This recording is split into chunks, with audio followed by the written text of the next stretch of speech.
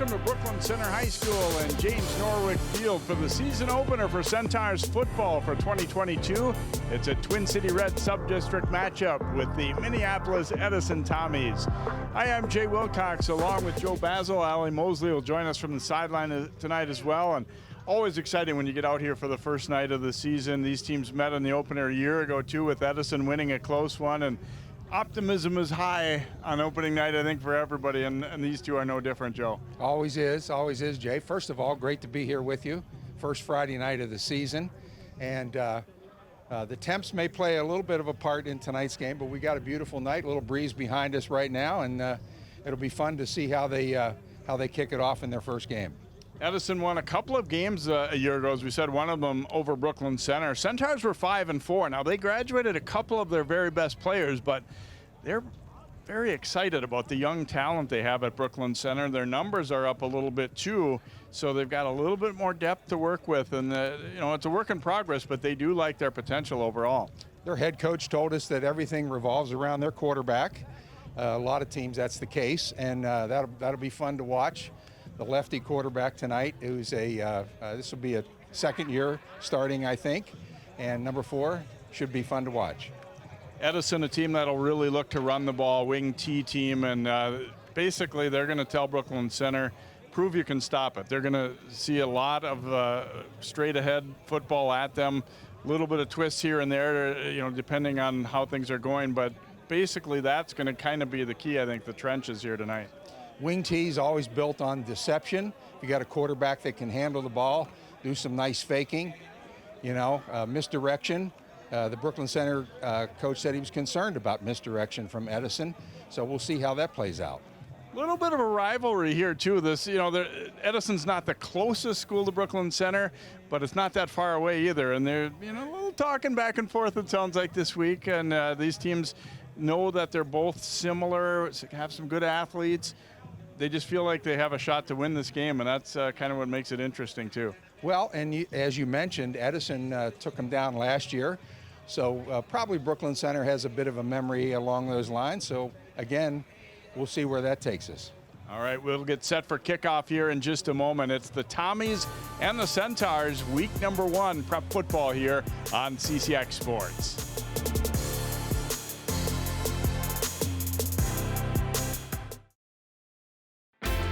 CCX Media, your source for great local programming, is now available on Roku and Apple TV. Our free app allows you to stream all 3 of our channels live. You'll also have access to a large on-demand library, including daily newscasts and full sporting events. To find the app, go to the store and search CCX and download our free app. Then sit back and enjoy all of your favorite local content. Now available on Roku and Apple TV.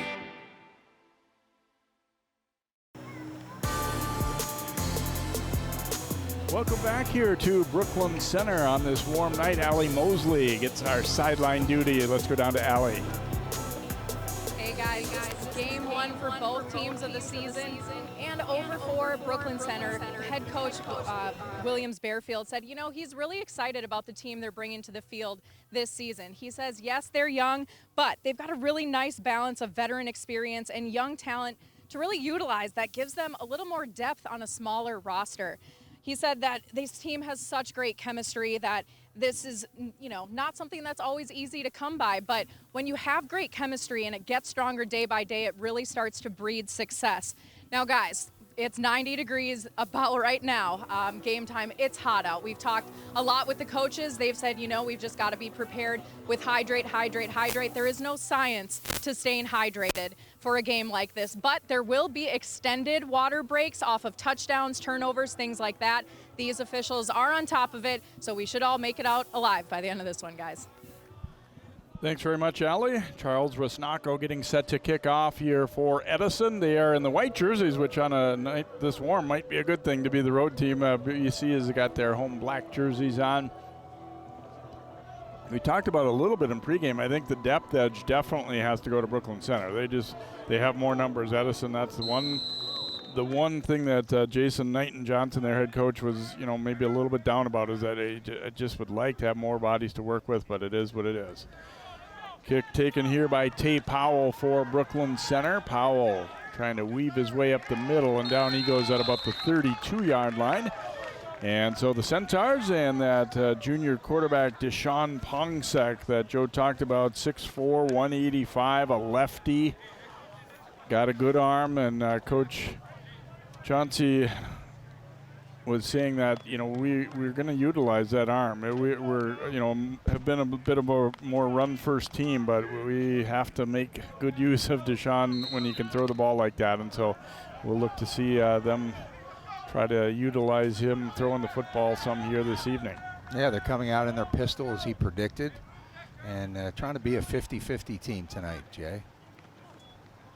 First down handoff here, and not much doing. Edison swarming Savion Gibbs, and he will be knocked down for a short loss on the play here.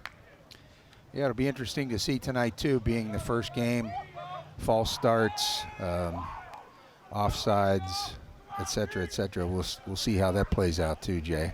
Looks like we must have a penalty here on this first play. Illegal motion against Brooklyn Center. It's going to be declined though, because it was a loss of about 3 or so on the play. So they are going to decline that penalty and leave the Centaurs actually more than a 3-yard loss here. Wow, he got stopped way in the backfield. That's about a 5-yard loss. Yeah. So not, you know, they talked, you hate to oversimplify, but they just talked about blocking and tackling, and down number 1, definitely the guys in white did a better job at that, as Edison got a lot of hats to the ball there. So 2nd and long now for Brooklyn Center. Already behind the sticks, very early to be behind the sticks. Play action here, and it's in and out of the hands of Morales. Edison doing the right thing, jumping on that ball, but it was a forward pass, so it will be an incompletion. Yeah, it was close. Looking for kind of a hot bubble screen over to the right there. Receiver, I think maybe at the last minute, Jay took his eyes off of it, got into his pads and bounced away. Gabriel Morales, coach told us he's the fastest kid on their team, and it isn't close, is the words he used in practice. So I want to get him the ball certainly that time, but yeah, I think you're right. Just kind of anticipating where he was going to be going a little bit before he had secured it. So 3rd down and 15 now for Brooklyn Center. Yeah, you got to catch it first. It looks like Edison kind of walking some guys up. Maybe looks like blitzing the C gap right here. Going to hand it off to Gibbs, and he is hammered, thrown to the turf there nicely by Cyrus Jones.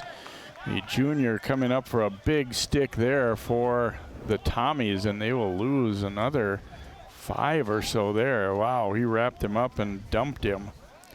Nice defensive series, huh, to open it up for Edison here. Boy, you couldn't ask for much better, huh? No, great penetration.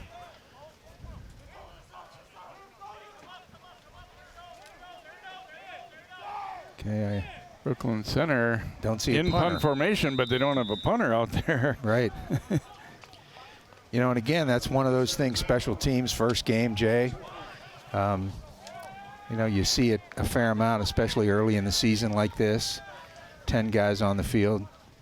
Sometimes it's the other way. You got 12 and you got to get a guy off. But in this case, yeah, punt formation, no punter. Ben Diamandi coming on to punt, but he didn't hear the punt call there. And as one of the things I think that kids, you know, when you're new to varsity football, that you kind of forget about. Part of being a good player is being a good listener, knowing to listen for the voice when, okay, you know, punt team or, you know, whatever, a different formation when you, and those kind of things. You want to be near enough your coaches that you're listening and you're hearing that. Obviously, better to use a timeout than try and hurry things up and screw it up, though. So even though you don't want to use a timeout early like this, it's a better situation, I think, to have done that.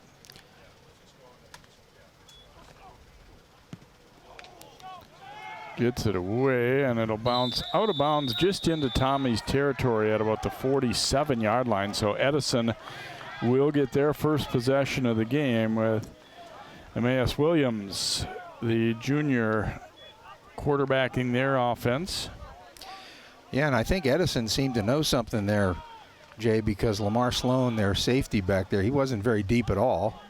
And then the ball just went out of bounds as well. But Edison in good shape.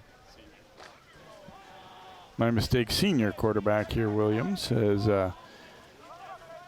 he'll be running wing T look here for Edison.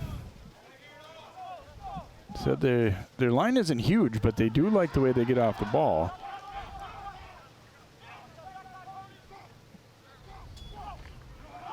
Hands it off here, and a good gap to run through. Sloan then loses the football, and the Centaurs have it. Gibbs up with the recovery for Brooklyn Center, as it had the start of a good play there for Edison. A nice hole to run through there, and Lamar Sloan was going to have a nice gain, but ended up turning it over, as you'll see it get raked out right there. Yeah. I think that was Powell who came in and forced the turnover, and the right guy at the right time was Gibbs to pounce on that one. Did a nice job. The O-line for Edison did a nice job. A little quick hitter inside, but as you said, didn't take care of the football. So Brooklyn Center, after punting it away, they get it right back at their own 44-yard line. And just kind of view this as an extension of that first drive, maybe, right? Don't even think about that. We had to kick it away. Pongsack looking out to the right, throws complete. Byron Hawkins with the catch. He takes a pretty good pop right short of midfield, but it'll be a nice gain of about 5 on the play for the Centaurs as Pongsack gets his first completion of the night.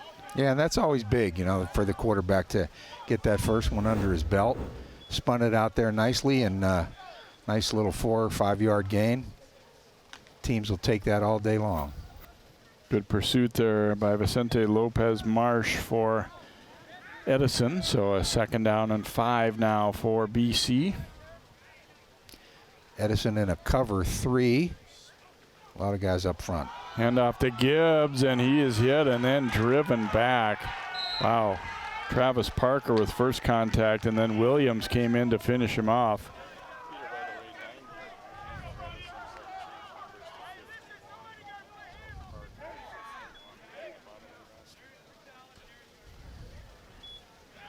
And Williams is a quarterback D-end, Jay.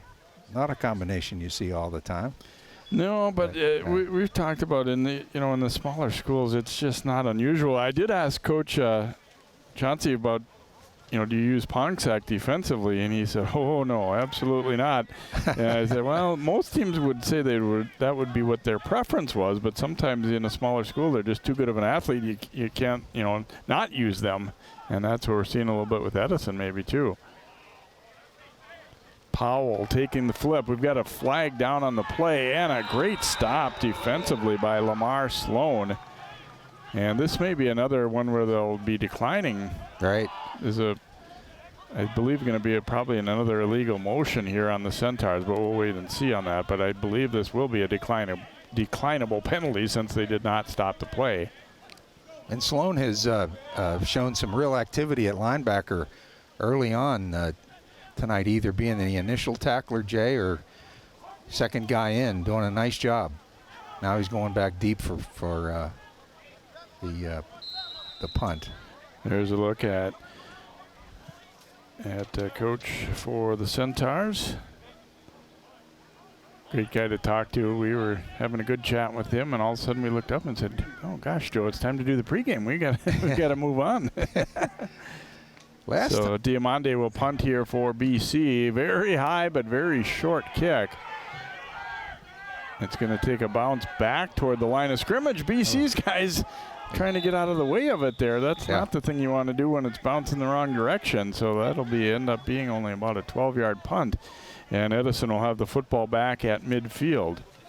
Yeah, and if you're Edison, you got to like the fact that most of the game so far has been played at midfield, and they've held off the good-looking quarterback for BC. Haven't let him get unwound yet tonight, and have really defensed BC quite well. So Edison had only one play, and it resulted in a fumble. Oops, get started at all different times there.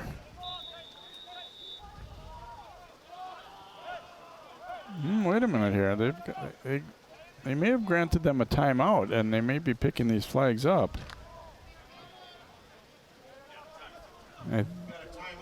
Timeout given before the penalty, it looks like there.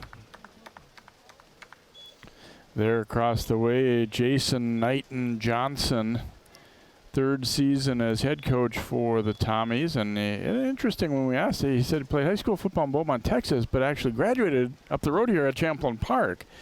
And he had spent the earlier part of his life in St. Paul. So, and getting after the guys a little bit, there's Chauncey Williams-Bearfield, the Centaurs head coach. And like you said earlier, you know, first night you're probably going to see a motion penalty or two and an offside and all that, and part of it is just not being in the rhythm of the season. Part of it, I think, is being too jacked up sometimes too. You know, you've been waiting for this game chance to hit the other team, but Edison committing, it looks like, it was still a penalty. Yeah, because they marked it 5 yards back. So I wasn't sure on the time of that, whether there was a timeout granted, but it was the penalty did come first.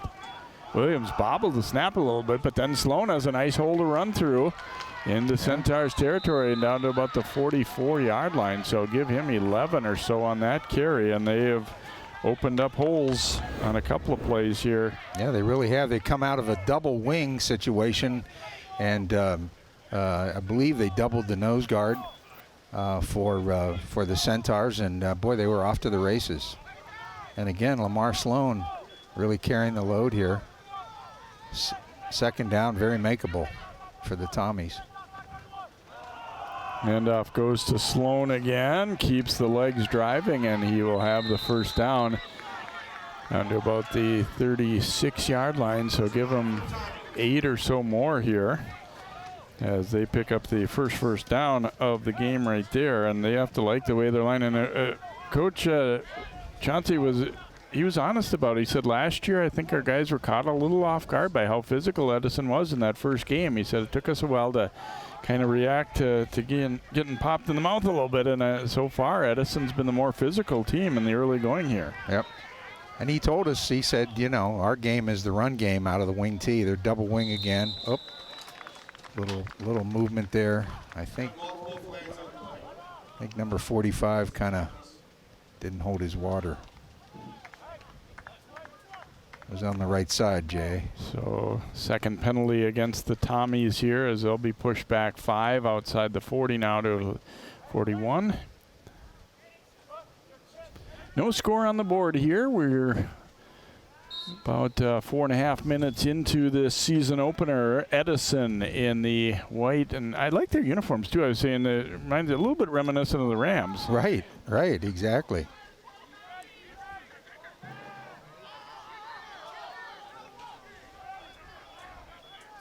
Second and 15 now.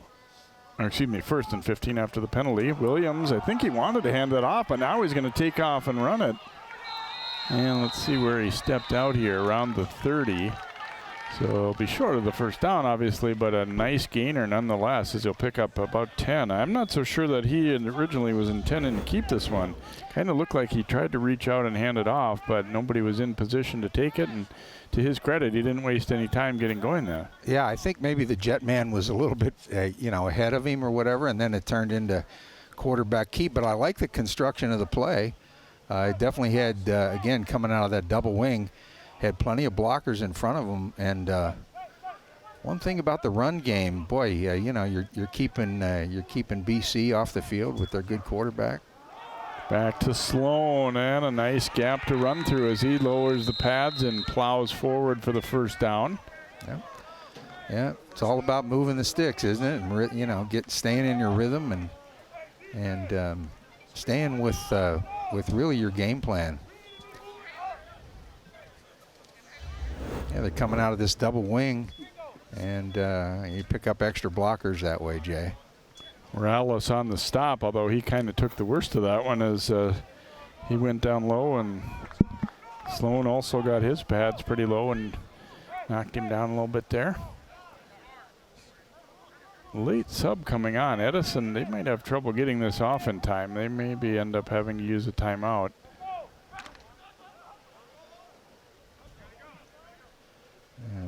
Now the back judge starting his count. They'll have time if they hurry, but. And Williams will hand it off as they go sweep to the left side, and some room to run down inside the 10. Nice run by Trey Graham there for Edison. They've been mostly going with the fullback. This time the wingback coming around, and Graham will have a nice gainer there. Yeah, very nice. The initial block by 45 Rensacco, and got the edge there, and he was again off to the races. Nice job. First and goal now for Edison at about the 9-yard line of Brooklyn Center as they try and break this scoreless deadlock here midway through the first quarter. Williams going to keep it himself and pretty well defended, although he keeps a good leg drive going. Ben Diamande, basically nobody blocked him, so as he and Williams one-on-one there. Williams, to his credit, was able to fight forward a little bit, but not a whole lot there. He'll get looks like 2 or so they'll give him. Right. Yeah, a little bit of misdirection there. Had the jet man coming off to the right, and then the quarterback tries to slip off to the left-hand side. Just kind of got outnumbered over there. I think it almost seemed like a play where they were hoping that the defensive end would be frozen by the eye candy, if you will, and not be so quick to react, but he stood his ground. Hand off here, and walking in for the touchdown for the Tommies, Elijah Jones. As they get the sequence that they wanted, a little misdirection getting Brooklyn Center out of position a little bit, and it turned into an easy touchdown there for Jones. You know, a nice variety of play calling too by Edison, I thought, Jay. You know, some inside stuff, you know, some power, quarterback keep, and then trying the edges as well. They will go for 2 here after scoring the first points of the night. And we're going to have another flag down here. It's offside against Brooklyn Center. So move it half the distance here. Probably not change too much in terms of what you strategy or play call here necessarily, but you're a little bit closer. Yeah, and if you're going for 2, that helps you a little bit there.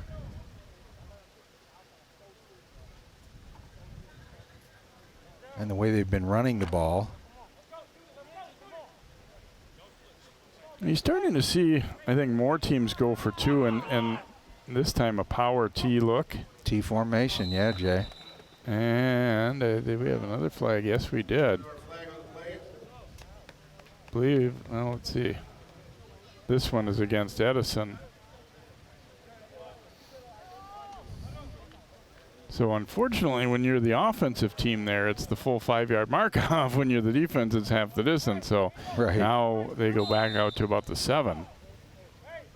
Yeah, and Coach was telling us that they had, started out before as more of a power T look, and then he wanted to go, wing T is really his background, and he said we just need to make sure that we have people that can handle it and know what to do. And now it's Brooklyn Center. We have our 3rd straight play with a penalty here. Yeah, now it's going to be on Edison again. Right.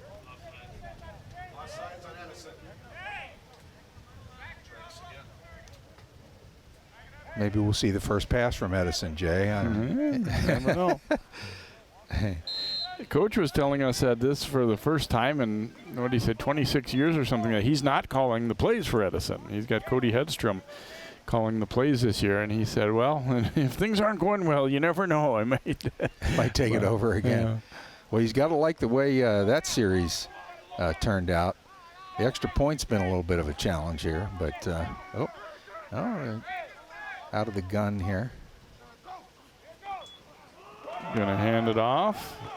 And Brooklyn Center able to hold up and keep them well shy of the end zone there as Sloan on the run. So the try is unsuccessful after the penalty and penalty and penalty again there.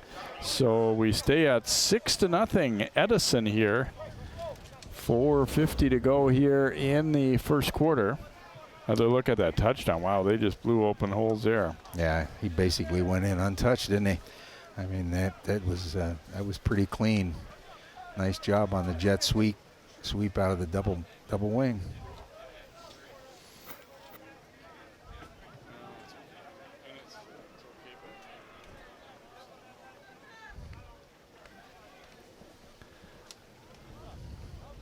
Rusnako will kick off here for Edison. First kick didn't have a lot on it, and I'm guessing by where Brooklyn Center's playing, they are very much expecting short kicks, and they want to be wary of those kind of pooch, in between kind of kicks too. So they are not taking any chances. They've got everybody up. Ooh, and he drills it right at. That's some pretty good hands to stick with that one there for Centaurs. Byron Hawkins. Not that often that you can catch one on the fly from that distance. Really nice job by Hawkins too. As you said, grab that. He is a tight end, and did a nice job because that thing's coming at him. You know what else he did well there, Joe, was not turn around to go get ready to block before he saw where the ball was going to go too. And that's that little discipline thing that could have turned that one into something much worse for them if he had been halfway turned. And that's a coaching point, I think. Yeah, that's a good job. Well, here we are back at midfield again, where a lot of the game has been played so far. Pongsack and crew at their 49. Pongsack will swing it out into the flat, and Gibbs is wrapped up. Sloan, boy, he's had a heck of a night already here. That'll be a loss of 5 on the play. Brooklyn Center going backward on many of their offensive plays here so far. Good open field tackling too. I've been impressed, Jay, with Edison's tackling.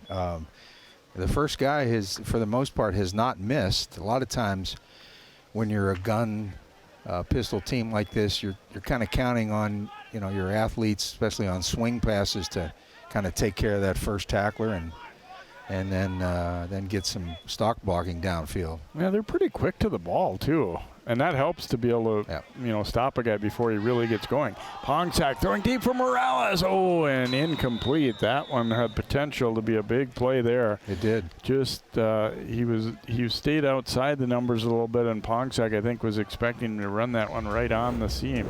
I don't mind the call at all. Kind of loosen up this Edison defense a little bit, stretch it a little bit, but as you said, just a touch off, just a little too much juice there. Yeah, I think if you're the Tommies, you probably should realize that they got away with one there. I mean, that could have easily been a touchdown, and coverage-wise, that one's gonna open their eyes a little bit, even though it just turns out to be a long incompletion.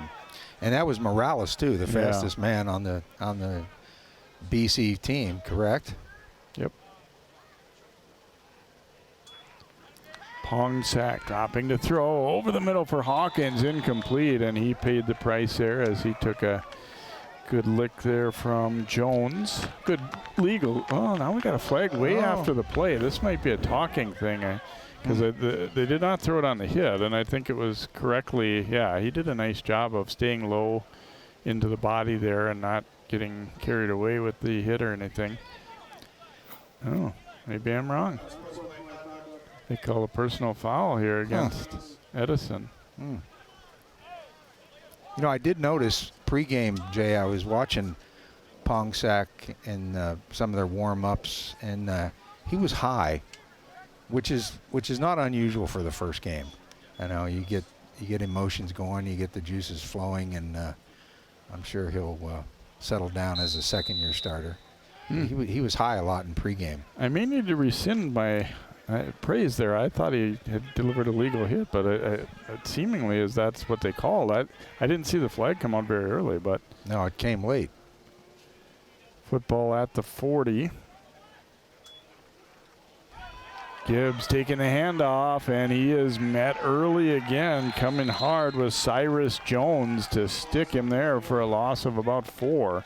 Brooklyn Center's run game has not only not been productive, it's been moving backward. And I think what Edison is doing, Jay, I'm not sure I have to look at it a little closer, but either the A gap or the B gap, they've got 2 guys in it on every play, and they're blitzing pretty much every play, and they're just pretty much bringing the house there, and depending on the backside 3 guys to do the pass coverage one-on-one. James Monaba now in there in the backfield behind Pongsack on 3rd and long. Excuse me, 2nd and long. Oops. Oop. Oh. Down he goes. I think the back went the wrong way there, and Pongsack wanted to hand it off, and there was nobody home. And then as he was starting to think about making a move there, he just slipped down. Right.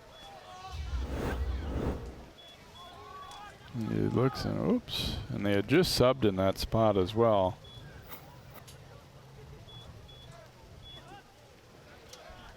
Pongsack, I think, all things considered, might be, even though he slipped, it might have been a good thing because Williams had him lined up and was ready to really lower the boom on him there anyway, I think. I think so, too. I don't think it was a bad play for Pongsack to go down. 3rd and about huddle up 21 here now. Yep. Pongsack looking to throw deep, takes a bit of a hit, looking for Morales again, and it is incomplete. Coverage out there deep by DeJuan Smith. Well, there's no doubt that he can sling it, but as I said, whether it's just the juices early or whatever, just a bit too long. A little bit of pressure was arriving on that one too. I don't think he had a completely clean pocket to throw. He got jostled a little bit as he was letting it go, and not blaming the throw on that necessarily, but I think it could have had an impact. Now the punter is not particularly deep here, Jay. So we'll see. He's going to get away a little better kick this time, and Sloan has it go over his head. He briefly thought about, do I go try and grab this one? And better not. So easily the worst field position for Edison so far, as they'll have it on their 16 with 1:55 to go here in quarter number 1. The Tommies lead it by a score of 6-0. Fair to say they have definitely outplayed Brooklyn Center so far here. Their defense has been great, and getting enough offense to put that touchdown away. They've blocked well. They had an early fumble, which hurt them, but overall they've been opening some holes and gaining some ground. I mean, the rush game stats are heavily in favor of Edison. Yeah, they really have. Yeah, they really have. They've kind of got that 1-2 punch, back there with Sloan and Graham and quarterback Williams running the ball nicely. They're coming a little bit tighter this time.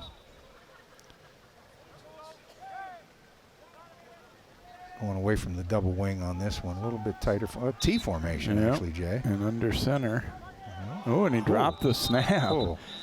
And so, let's see, they called a timeout. See if it was before the play.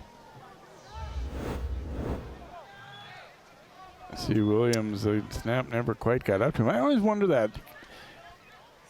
Going back and forth from under center to not when you're, I mean, yeah, you'd love to say you got to be ready to do both, and that's true, but you do see teams, high school teams in particular, sometimes struggle with that a little bit.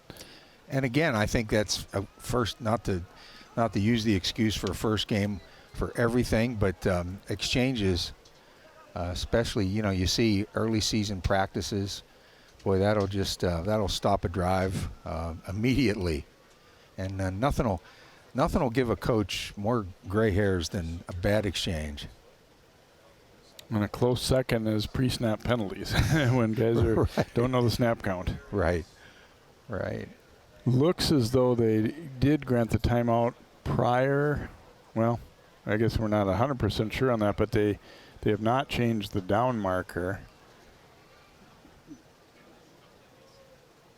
So it seemingly may have been, let's see. They were started to change the down marker, and they were questioning the official and whether it was, the fumble on the exchange, whether that play occurred or whether the timeout came first.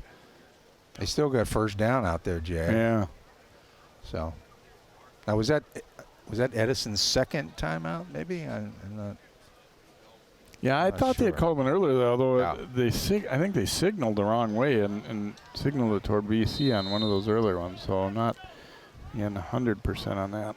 Now they're back with their double. Oh, there's a snap over the head of Williams, trying to get to it himself. Let's see who's going to recover this one. Williams is all alone back there. Centaurs have it, and it's a touchdown. Looks like Diamande ends up on it for BC, as that snap was way over the head of Williams. He was 1 against about 5 trying to get to that ball. I think his best bet really would have been to try and just sweep it out of the end zone and take that safety. Yeah, right, exactly. He tried to recover it, and you see Diamande actually was first to it. Then they kind of pushed the quarterback out of the way, and yeah, Diamande getting to it. Good job by Brooklyn Center there to, when you know you've got them outnumbered, one of your guys going for the ball, the other one's pushing that quarterback out of the way, which is perfectly legal. Yeah, they really pounced on it, quickly, and two bad snaps in a row, if you will, from Edison, and this one really cost them. So Brooklyn Center going for 2 here to try to take the lead. Pongsack throwing a fade, and Powell, did he hang on? Yes. Okay. He will get the catch. A juggling grab by Tay Powell, and it is 8-6 in favor of Brooklyn Center. Nice job on the grab. He didn't get it clean the first time, but he's able to hang on. Yeah, nice little back shoulder throw, really. Oh, wow. He just got his hands underneath that one. And a good job by the officials to not give up and think, this one's about to hit the ground, because he did definitely catch it. You see it there. The Tommies are trying to signal otherwise, but he got his hands under it. Yeah, he did a nice job of reeling it in. And, that could be the play right there. That bad snap could be the play to settle Pongsack and the offense down a little bit, Jay. Yeah, you take them any way you can get them, right? I mean, a snap over the head, and you recover it in the end zone, and all of a sudden the Centaurs, even though they haven't played especially well so far, lead at 8-6.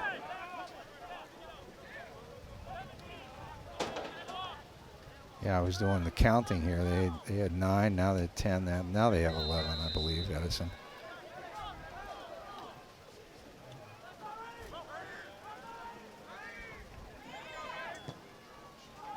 And the kickoff, Sloan will field it on a hop at about the 18.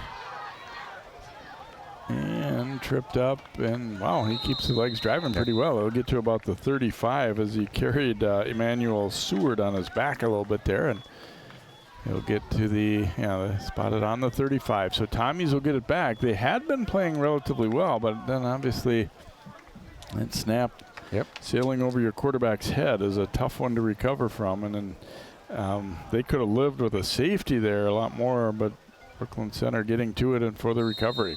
Yeah, I think the play there, Jay, was, as you said, if you have to, just kick the ball out of the end zone. Take the safety and then free kick, but coulda, woulda, shoulda, right? Back in their double wing.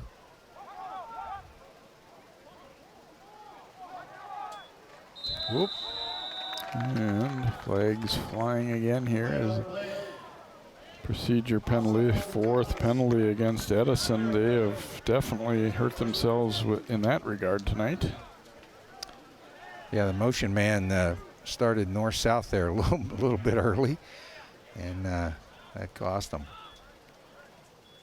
Well, and I had the feeling the center wasn't on the same page snap count-wise either, because I think some of the rest of the line started to go there as well.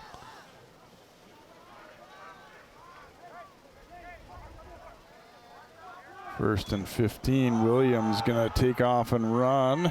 Broke through a tackle from Morales, keeps on going out over the 40. Still going. Finally dragged down at about the 41, gonna give him up to the 43-yard line. Nice pickup of 13 there, and Centaurs, I was over and talked with them this week, and they did say they got a pretty big quarterback, and he likes to run up the middle. And we saw a prime example of it right there as he just followed his back through. Got good push, but he was not willing to go down easily here. Not at all. Williams, Graham, and Sloan Jay, I think, are very hard runners, and plus they're, you know, they outnumber you with motion, and you know, they got more blockers than you have tacklers, and plus with the hard running. Go to Sloan here, and he will have enough for the first down out close to midfield. They'll spot him at about the 48. Give him 5 more and a first down as we tick toward the latter part of this first quarter here. Edison now trailing. It looks like Sloan's hurt a little bit there. He's not moving that left arm. Yeah, hopefully that's not too serious. Might have been the last play of the quarter, I think there. Yeah, Edison's not going to try and run it again. I hate to see that with Sloan. He's been playing very well. Yep. So the quarter is going to come to an end here before they can get another snap. Edison did well for most of the quarter, but Brooklyn Center getting that late defensive touchdown. They go ahead 8-6. Our score after one, Tommy's 6. Brooklyn Center now with 8 after getting the 2-point conversion as well.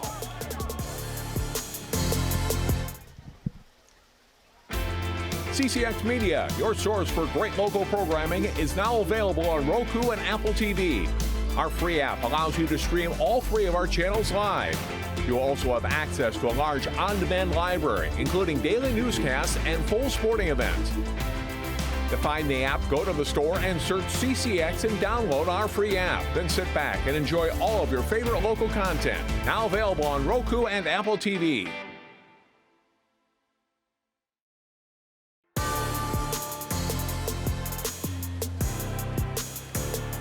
Welcome back here to Brooklyn Center along with Joe Basil and Allie Mosley. I'm Jay Wilcox. Thanks for joining us. Opening week of football. We had Maple Grove Osseo Thursday night, and tonight Brooklyn Center Edison. Let's take a look at the last play and see if we can get a better look at what happened to Lamar Sloan of the Tommies here. He's the ball carrier, and if he landed, it almost seemed like to me like he was holding like the shoulder area. Maybe he landed hard with a body on him. As you'll see, he doesn't really move his left arm as he went off. It almost looked like the initial, maybe the initial, with the camera on him there. Definitely favoring the shoulder, isn't he? And he was having a nice game, not even just offensively, but defensively too. So we got to hope that Lamar can come back in. He did have a smile on his face, though, Jay, so that's a good sign. And getting hydrated. Yep. Big part of their run game. 1st and 10 for Edison, as he did pick up first down yardage on that final play of the quarter. The teams change ends. They didn't have to go far, obviously. As Joe said, a lot of the game has been played here between the 40s. Here comes handoff on the sweep here. Graham driven back, but another pretty nice gainer as he'll be at the Brooklyn Center 47. Got about 6, it looks like. Yeah, very nice. You know, brought Graham in motion, and again, able to block down, get the edge, and pick up 6 yards. You know, on a night like this, I just noticed the quarterback running to the sidelines to get the play. That could take its toll after after a while too.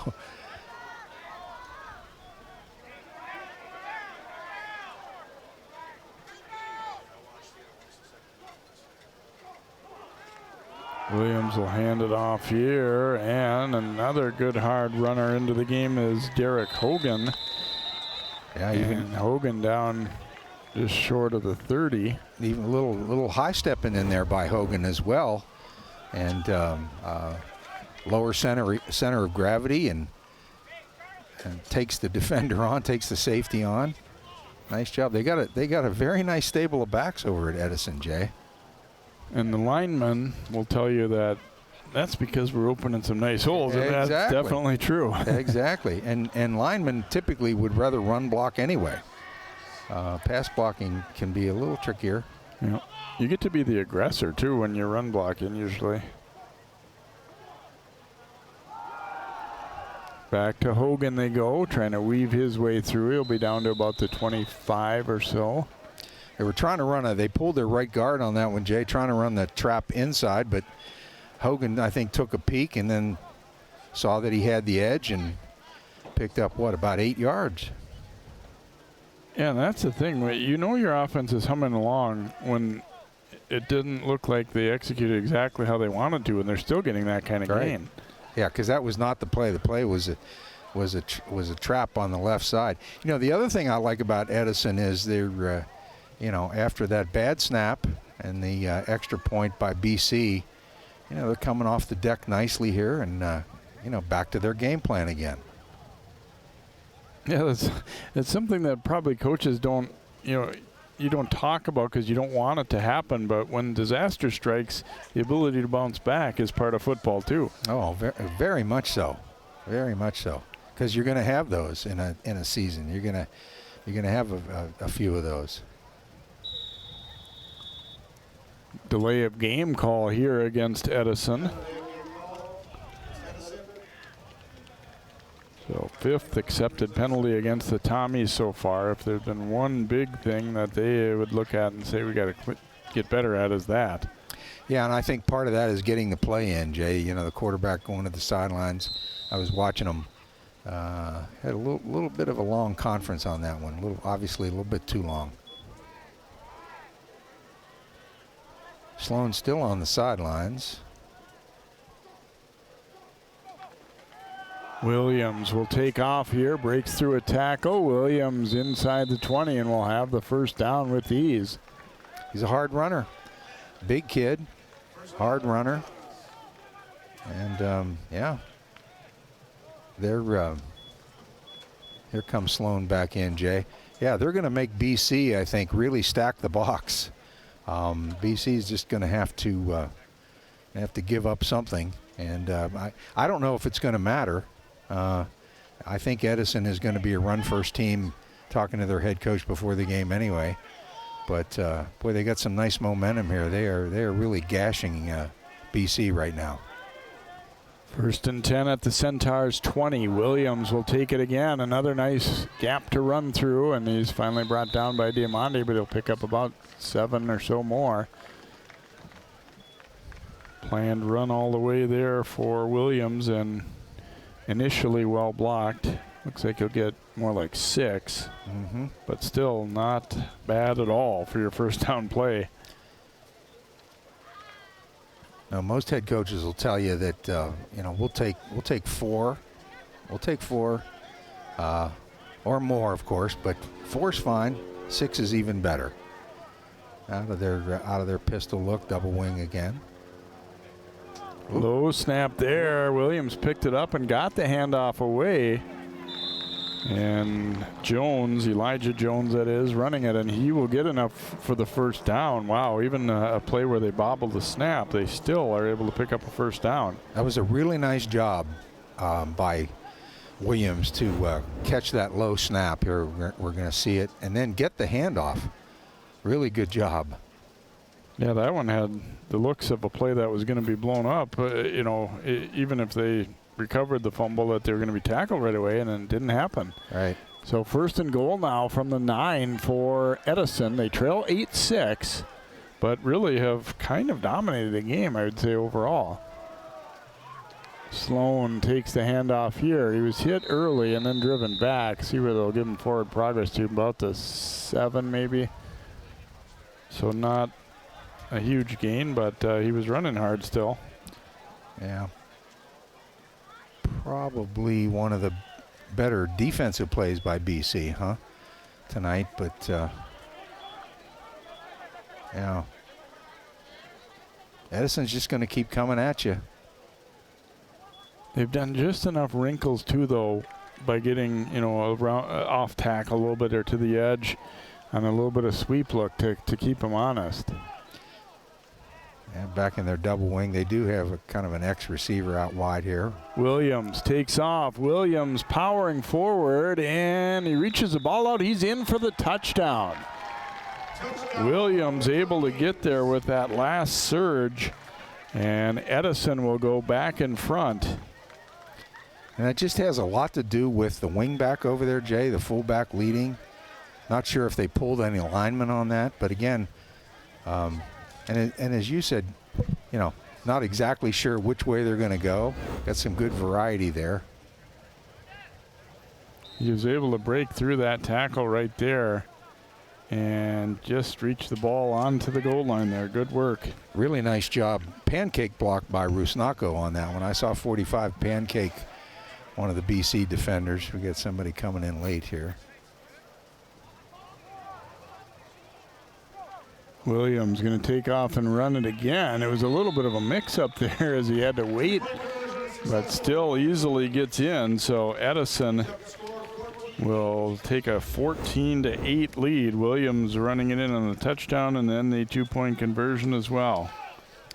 I think the other thing too, Jay, and I know it's early in the game yet, of course, first half, but the other thing is when you're having success running the ball, like Edison is, morale-wise, that can do a little bit of a number, on the opposing defense. And yeah, and I think both physically and mentally too, because when you feel like you know what's coming and you still can't stop it, that kind of gets you down a little bit. But you're also kind of absorbing blocks all night long, and when you just get a little bit weakened as the night goes on, I think, by that.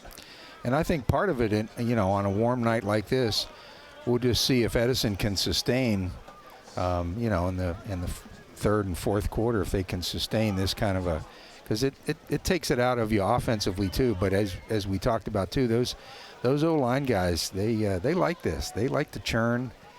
They like they like the success they're having on the run game. You saw, as Allie mentioned earlier, they're giving a little bit extra time, like on change of possession and scoring plays for watering up here, and I kind of like it when they do it that way rather than just like completely stopping the game in the middle of the quarter. I think it helps the flow to just do it this way. So nice job by the teams, the trainers, and also the officials. There's Rusnako again to kick off. Let's see here. Last time he drilled it right at one of the front guys. Oh, it went through. Gibbs able to pick it up at the 30. Gibbs trying to get out to the edge, and he is dragged down. Stop made there for Edison by Dakota Austin. And that was almost one of those kickoff plays, Jay, where the return guy bobbles it maybe just a little bit and throws off the timing of the defenders coming down, throws off your lanes a little bit. Wasn't quite able to get out here on the edge. Nice job of changing direction, though. Boy, and one of the second-level guys for BC tried to catch that and deflected it away. They were lucky that Gibbs had pretty good hands on that one to stay with that. That could have been trouble. That's exactly right. I think the coaches will probably tell guy, probably don't try and catch that one on the fly. Let it go back to our return guys. Timeout taken by Edison here. Not sure. They may not have had 11 out there. But they will use a timeout before Brooklyn Center's first snap of this possession here. 14-8 now. Edison with the lead. We're just about halfway through the second quarter here of the season opener for these two teams here on CCX Sports. And it's been happening often these last couple of years, Joe, where we get Thursday and Friday night games, not only in week one, but in week two as well. We're going to have the same scenario. Armstrong actually plays on a Thursday next week. And we'll have that, Armstrong, Irondale, and then Park Center's at home on the Friday night. As we get a look at, we've got coming up prior to that, we've got some soccer coming up as well on Tuesday night, a doubleheader, as Totino Grace takes on Armstrong and the boys, and it's Armstrong Cooper and the girls, as they have combined now this year in that sport. And then, as we said, Armstrong, Irondale. That is a 6 o'clock kickoff as well, like this one, and then Park Center, De La Salle. So get a lot of 83 and partly cloudy. I'm going to go out on a limb and say it's more than that in the booth. But I would not a lot of breeze either, which no. tonight would probably be a little bit more welcome. But we can't complain here. It's early September. That's not terribly out of the ordinary to have this kind of a temp. No, not at all. Not at all. We'd take this in February, wouldn't we, Jay? No, absolutely. Yeah, I didn't see anything unusual about BC's formation here, so you could have been correct. Now here's this A gap, double B gap. Hawkins situation. in the backfield, and he is stopped. Even losing his helmet didn't stop Cyrus Jones from making the play there for Edison. He has to go off there. Right. But it's another loss for the Centaurs in the run game of about 4. Yeah, and that blitz up the A gap is frankly been giving BC fits. Either taking up extra blockers and allowing the edge to tackle, or just the blitzers actually making the tackle. Joe, this isn't what you want to see if you're the offense. And my stat sheet, and I don't make any claims that it's 100% accurate, but every running play has lost yardage for Brooklyn Center so far. Going to go to Powell on the reverse as they look to change that trend. And this one gained a little bit, but not a whole lot because of a great open field tackle by Dewan Smith. Right. And they'll get about 3 out of it. Yeah, I like the call. Staying away from some of the stuff inside, get a little misdirection and see how Edison can handle it. But so far, they've handled it and tackled very well. Well, you talked about it earlier. The ratio of missed tackles has been very low for Edison, and that, gosh, you'd like to see that defensively, especially this early in the season when you're not really in the mode of doing a lot of tackling. That's correct, and pretty unusual, I think. Pretty unusual. Edison's got to really like that. Here we go, again up in the A gap. 3rd and long. Pongsack throwing it for Powell, and it's over his head and over the defender Smith's head, and will fall incomplete. So Pongsack has not been super accurate so far here. 2 out of 6 through the air. And they'll be into a punting situation again, it would appear here. Right.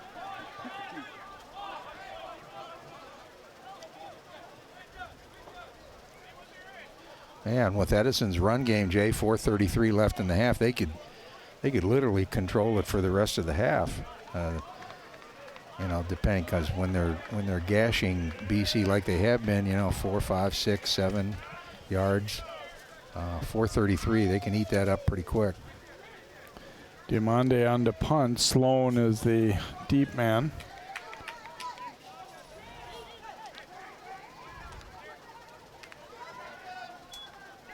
Kind of a floating snap, and he boots it right into the middle of the line. It's going to be Edison ball there, regardless of who recovers it. Right. As that was not a thing of beauty. The snap was it got there, but it was a high floater, and I think he was feeling the pressure to get it out of there, and this kick was basically into the bodies in the middle. Somebody will get a punt block, I guess, credit stat-wise, but it was really just being there because he drilled it into the bodies. You can probably see it better here. Yeah, that one is a very low kick. The snap was almost an end-over-end snap, Jay. Yeah, it took a while to get there. That's not a good feeling when you're a punter or a quarterback waiting for the snap that long. No, not at all. Plus, the BC punter, I mentioned this earlier, usually teams put their punters at 14. I think he's at about 10. They may want to take a look at that. I wonder, though, if it isn't concern about can we snap it well enough at full depth. You're right. Oh, Williams juggling a high snap there. And he'll fight his way back to the line of scrimmage. As he had some tense moments there. There was a snap over his head earlier, and that one almost got away. Right. Really a testament to him to get back to the line of scrimmage. Some strong leg action there. Yeah, they had a couple, 2-3 guys on him about 3 yards behind the line, and he just kept his legs moving. Now with the ball on the right hash, Williams doesn't have to go too far to the bench to get the plays right now. They might want to keep the ball over on the right hash as much as they can. Sun coming back out on that end of the field in particular here. So 2nd and 10 now for Edison. Williams will keep it himself, goes up the middle for a nice gainer. He won't quite have enough for the first down, but he picks up 9 or so. Yeah, and that's been a little bit of a theme, hasn't it, Jay? I mean, they even when they have a bit of a hiccup, either for penalty, bad snap, what have you, they come back and pick up some really good yardage. Now, when you're blocking as well as they have tonight, that can cover up for some mistakes. Under 3 minutes to go now here in the second quarter, and a 3rd and 1 coming for Edison. Wouldn't bet against Williams just keeping it himself again here, but we'll see. Oh, going to hand it off. And cutting up the middle easily enough for the first down to about the 7 or so goes Graham. Yeah, they've got quite the potent three-pronged attack. Well, actually, it's more than that, because when Sloan got hurt, I think Derek Hogan came in, did a nice job. So, and now Graham limps off, and Hogan will come in for him.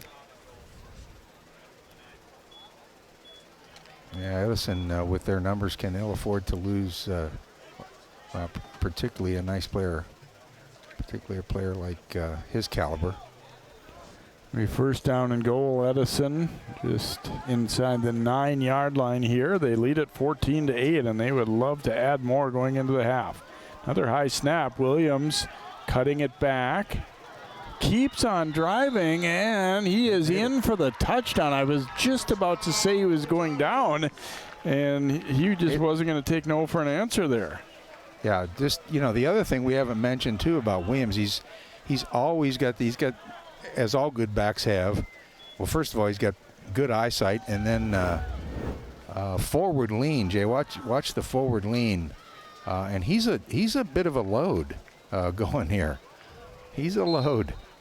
They finally went low late, but he still had enough reach to get the ball over the goal line as he was being dragged down by the legs. Right.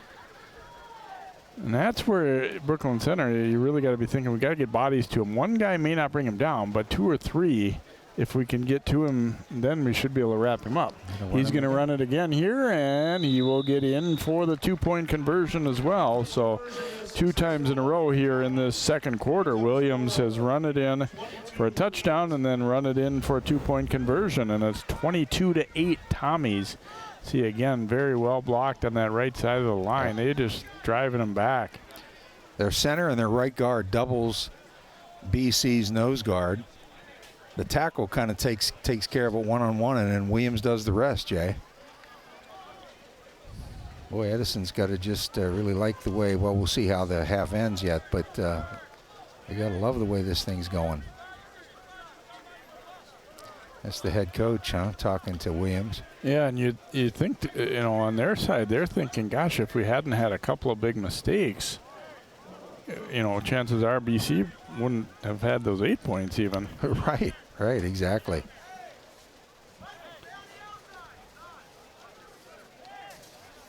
Well, with the quarterback that has the skills of Pongsack, 2 minutes, they go into their 2-minute drill. Got some time. Different kicker this time as Austin kicks it off and coming right up the middle there, back to about the 49-yard line. So Centaurs will get pretty good field position, as Joe said, enough time to, they can get it going a little bit here, but they, I think it's an understatement to say they've struggled offensively here. They have got very much into the negative on rushing yardage, and then only the 2 completions. One of those was for negative yardage. They've thrown for 0 yards. Honestly, their offense, total offense, is below 0, minus yardage. Yeah, and so far what I've seen from them are bubble screens and pretty much what we call a 9 route. Maybe some drag routes, some routes in the middle of the field might not be a bad idea. Here they go from their 49-yard line. Pongsack dropping. Pass was deflected. They went exactly what you were requesting to see there as they went for Deontay Thomas, but somebody got a finger on that ball on the way. Never really know for sure whether that one would have been on target or not, because didn't make it there cleanly. Right, they're They tried Thomas up the seam, which I think, you know, pretty good call. Again, they haven't gone in that area, and nice call, but the ball got tipped. Edison with 3 very deep D-backs, corner safeties. 2nd down and 10. Pongsack throwing, and looks like they're calling it incomplete there, as it was in and out of the hands of Sean Johnson. Again, though, I don't mind that at all. You know, trying to kind of you know, take the short stuff, take what they give you, and kind of move the ball. Little hitch patterns. The problem for BC, though, is they didn't end up taking it. They wanted to take the short stuff, but it just it hasn't been connecting or clicking for him so far. So 3rd and 10 now.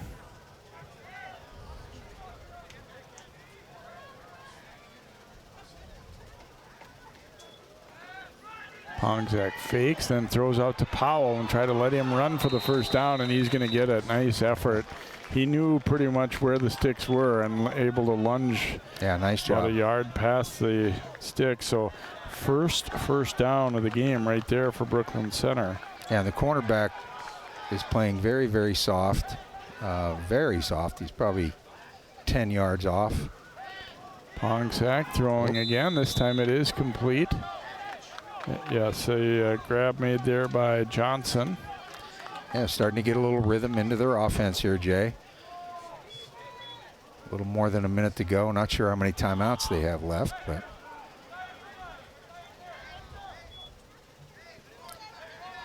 yeah, Edison's corner's way off. Pretty good time for Pongsack. Now he throws for Hawkins, but too high and incomplete.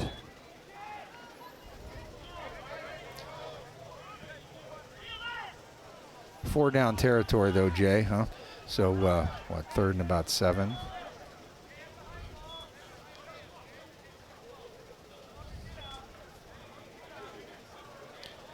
Looks like Rusnako maybe with a cramp in his calf, the way he's running off. Yeah, I believe you're right. Yeah. And I was telling you before the game, Joe, that hit me during the middle of the night last night. And I did not play a football game last night. I went to one, but it did not feel good. No, they don't. They get your attention, that's for sure. Pongsack with a rush coming, throws incomplete over the middle as he tried to come back to Johnson. That time they got pretty good heat on him, and he had to get rid of that one quicker than he wanted to. Well, not only that, there were a lot of white jerseys in the middle of the field right there, too. Yeah, it's a lot harder to throw when the defense knows that you're going to, certainly. And like you said, 4 down territory here, though. You're down by 2 scores and only 46 seconds to go. So I don't think there's any hesitation that you're going to go for it in this spot, especially when they really haven't gotten anything going offensively. They'd like to at least give themselves a chance late here. Now the cornerback comes up on the wide out over here, so they can't go to him, although they're coming in with a slant. And they hit Powell over the middle, breaks a tackle. Powell might go for the touchdown, and he will. Yeah. Brooklyn Center with a long strike of 38 yards on a 4th down play. And boy, you noticed right away that they came up to challenge him, and Powell just flat out beat it. I think Edison would like to have that one to do again. They've been playing softer coverage, and that time they tried to make sure Powell couldn't get a clean break off the line, but instead he beats him to the middle on the slant, and then one broken tackle, and away he goes. Yeah, and Powell shows his speed, to the pylon. Very, very nice slant. Sometimes a slant, not the easiest pass to complete either, but boy, did BC need that, huh?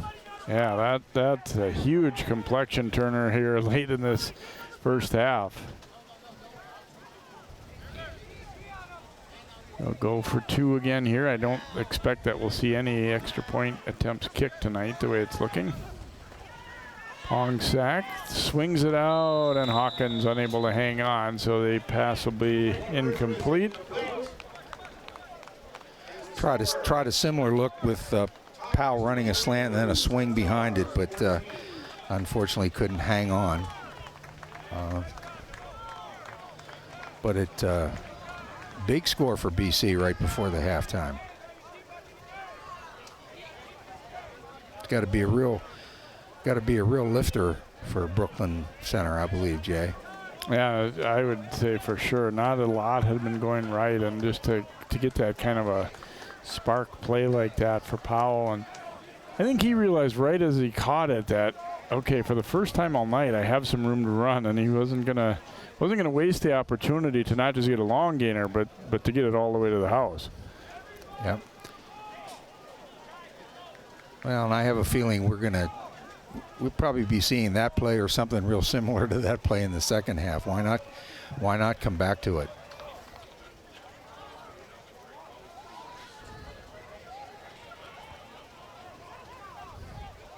Now Centaur's job is to make sure Edison doesn't get anything real big on the return here and give themselves a chance to score once more here. Driving it toward the sideline is going to go out of bounds.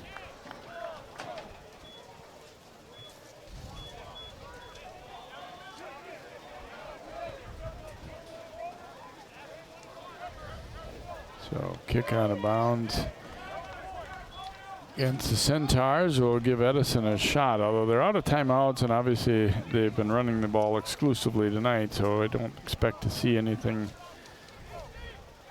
incredibly tricky from them here late, but you never know. You never know. I see 45 Rusnako back in the game, Jay, so that's good news for Edison. They probably really hammered the Gatorade or the water with him over there. I think both teams will welcome halftime here on a hot night like this.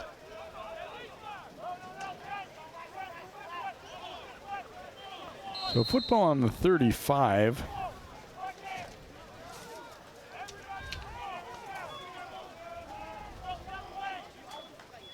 Williams handing it off here. Nice job by Morales to get an up and trip Elijah Jones. That may be the last play of the half, huh, Jay? I think that's a reasonable guess here with them holding the lead and more than 60 yards from the end zone. No real reason to do anything crazy here, so it looks like we will tick down to halftime. And Edison will take a 22-14 lead into the halftime break here, but Brooklyn Center, as we said, getting a spark on that long touchdown, that 38-yard pass from Pongsack to Powell in the last minute of the first half. Otherwise, the outlook of the game would have been, I think, quite a bit different without that score for Brooklyn Center. Yeah, very different, very different. That was much needed, and now we have a ball game. We have a ball game again. Yeah, been an interesting one as the Centaurs, I think, have not had as many successful plays or well-run plays as they would like in the first half. I think that's an understatement, but they take advantage of the bad snap defensively, or when they're on defense, when Edison snapping it over quarterback's head and getting the recovery for one touchdown. Then I think it was probably a pretty good read by both Powell and Pongsack on that play too, though, to recognize that the corner was coming up. And I don't know that they necessarily changed the play, but they ran it perfectly based on that adjustment Edison had made defensively too. Yeah, and it was a nice job, as you said. We had the corner come up and play press defense, as we call it, and Powell does a real nice job. Does a real nice job of getting loose of the corner. Let's go down to Allie with Coach Knighton Johnson. Thanks, Jay. Coach, before the game, you had talked about how there's a lot of unknown coming into this game and what to expect from these players. Here we are at half, up 22-14. What do you know now? First game jitters. you know, and so I guess I don't know if you can call that unknown, but that's really what we are. What we're showing is we can run the football just fine, and it's the simple mistakes where we beat ourselves, a snap over the head, but again, it was just that one, put us in a bad spot. So I'm confident that we're going to pick it up and we'll be just fine. It was 22-8. You see Brooklyn Center knocking on the door. What do you guys really need to key in on in the second half to take away this road win? We just gotta continue to play. Just play our game, and everybody just do their job. Try not to do their job better than they have to. Just do what they need to do, and we'll be just fine. Thanks for your time, Coach. Guys. Thanks very much, Allie and Coach. And we will hear from Chauncey Williams-Bearfield coming back into the half as Edison on the road leading Brooklyn Center, but tightened up late in the half there by that Centaurs touchdown. 22-14 Tommies. We'll be right back.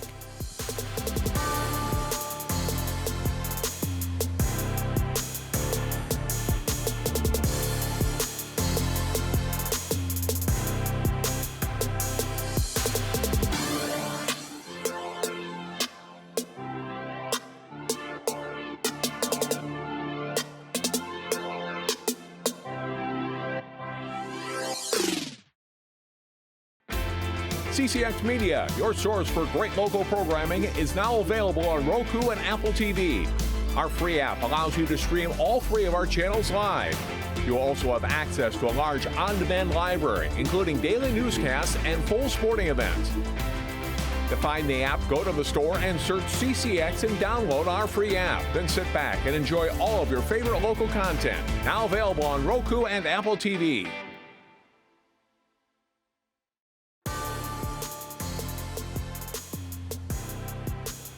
Welcome back here to Brooklyn Center High School, where the Centaurs trail Edison 22-14 at halftime of their season opener here on CCX Sports.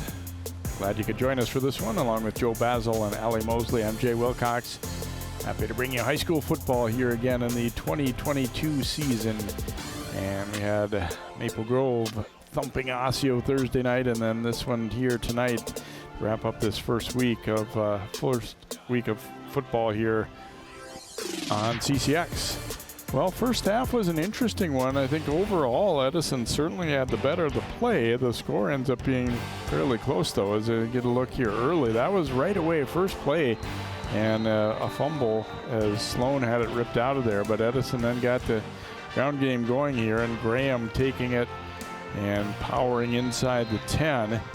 And that helped set up a touchdown here, an easy march into the end zone for Elijah Jones, as they had well blocked and also fooled the Centaurs. But then a bad snap gets over the head of Williams, and instead of it being a safety, it ends up being a touchdown as Diamante recovers it for Brooklyn Center. And then they get a 2-point conversion. Great catch here by Powell. Watch him hang on to this one after juggling it. And so it was 8-6 Brooklyn Center after one. Another look at that one, just on the fingertips, able to haul it in. Good camera work. Good job by the officials to stick with it too and give him credit for the catch. Second quarter was the Williams show as he powers his way in there for the touchdown for the Tommies. And a 2-point conversion good as well. And then a low punt basically into the middle of the line there helps to get Edison good field position, and Williams able to capitalize again as he walks in for the touchdown. And then he did the same on the 2-point conversion again, so he scored 16 points in a row there by himself for Edison. But then a huge play late in the half. Pong sack to Powell on the slant. Safety takes a bad angle, and he is gone. 38 yards. That was a 4th down play, too, for Brooklyn Center. They had done virtually nothing offensively until that play, and that one brings them back to within a very manageable distance. See the contrast in the stats. Edison, 170 rushing yards, no passing yards. Brooklyn Center, minus 24 on the ground, and largely courtesy of that last play we saw to Powell, end up with 54 passing yards. You see Edison dominating the first down. The penalties have definitely hurt the Tommies, though, and that's been an issue for them. You take away that bad snap and the penalties, and they've played a pretty good first half of a first game of the season. Brooklyn Center, they're hoping to get it going even more in the second half and close the gap and maybe take the lead here and try to win this opener. The Tommies and the Centaurs, our second half is coming up in just a moment here. High school football on CCX.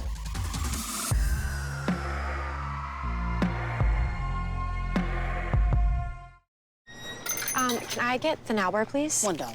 Have a good one. Got it. Hey, what's going on? Hey. Let me get a now bar. Sure. $1. Appreciate you. Got it.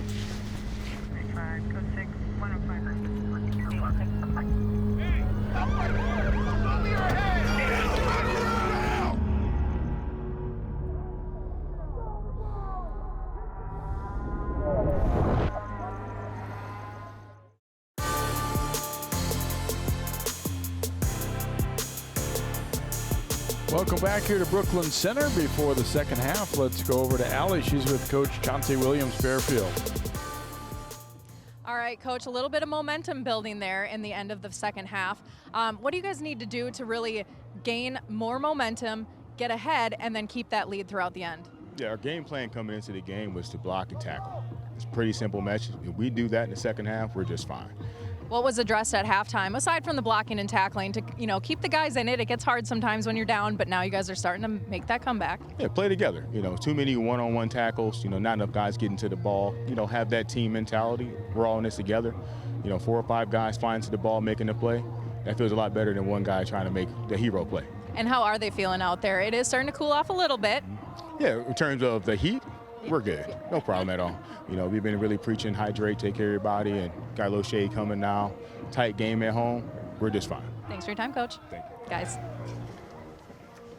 Thanks, Ellie, and thanks, Coach. And he had a calm demeanor about the heat before the game too. He said, "Hey, great night out here. It's not that unusual. We'll keep hydrated, but other than that, you don't want to." In the kids' head too much, I don't think either. Teams taking their warm-ups here for half number 2. The breeze definitely is kicking up. We'll take one more timeout and come back with what should be a good second half of football here. Edison 22 and Brooklyn Center 14 on CCX.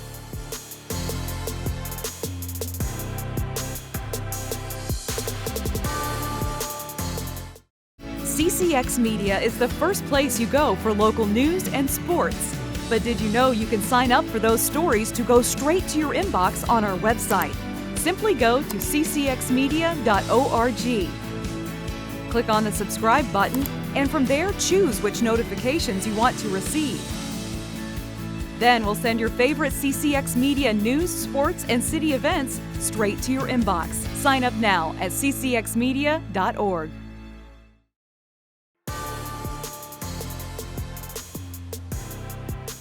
And welcome back as Edison and Brooklyn Center loosening up here, getting set for the second half of football here.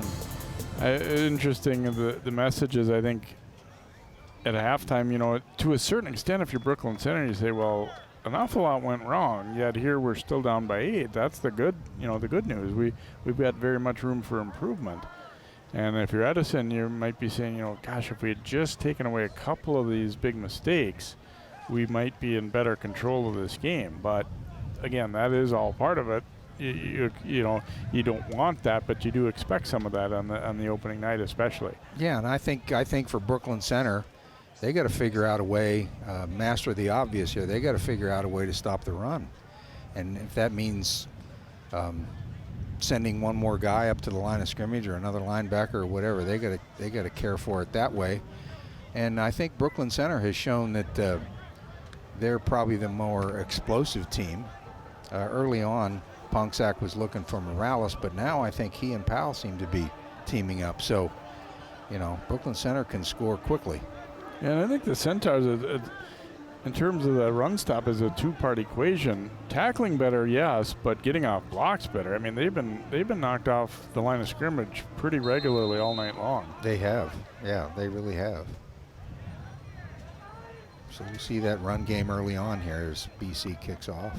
Diamande with the kick. It's a short one. It's going to land right in the middle here. This could be a scramble, but it's Sloan getting to it.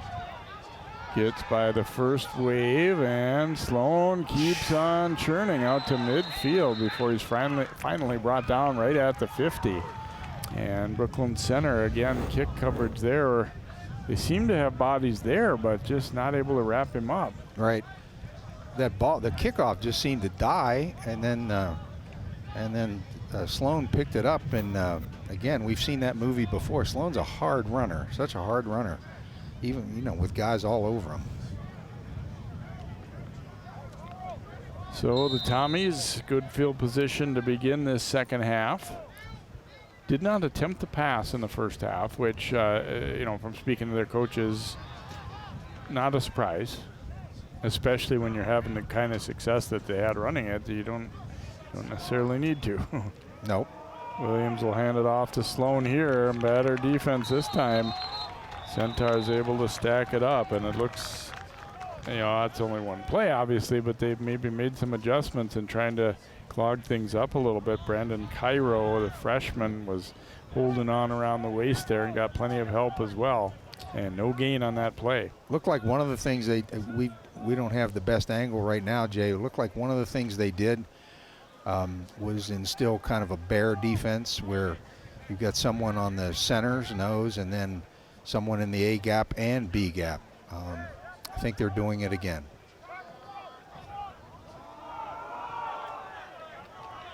Sweep to the left side and a good finish on the run by Elijah Jones as he drove the tackler backward, and that'll get him enough for a first down. Picks up about a dozen. And that's what you do if you're the OC of Edison. You see that early on. You see the adjustment that BC makes, trying to stuff the run inside. So, they go around what's called like the 7 or 9 hole on the outside. Nice run to move the chains. Inside the 40 to about the 39 now, Brooklyn Center. Edison opening possession of the second half. They're up 22-14. Williams will hand it off again here to Jones, and this time pretty well defended by the Centaurs as Emmanuel Seward meeting him there and got some help as well. Yeah, that was a counter play that obviously didn't make much money, and then 54 Joshua Lohr limping quite heavily coming back to the huddle. I think Coach said he's one of their better offensive linemen. I think he's at right guard, Jay. Yeah, all-district pick last year for the Tommies. Second and long, Williams will keep it. Tripped up as he crossed the 35 down to about the 33, or maybe 32 here. So leave him with third and manageable here. Mm-hmm. Yep, and so far that little adjustment, I think that little adjustment that BC has made with covering the gaps. Oh, we got somebody down. And it's Lohr. Yeah, it is Lohr. Yeah, I think you're right. This might stem back to the previous play because he was hobbling pretty good when he came back. He was. Yeah. I wonder if this could be cramps. Yeah, I think it must be. Well, you don't want to see anyone obviously go down, but with the way the trainer's treating it, yeah, certainly looks like cramps, doesn't it?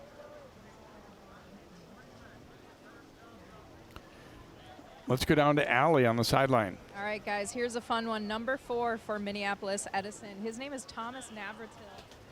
He's only been on American soil for a few hours. He is an exchange student from the Czech Republic, having just arrived on Wednesday. He plays basketball back home. He will here too, but said there is no football in his country. He said he's learning a lot and very fast.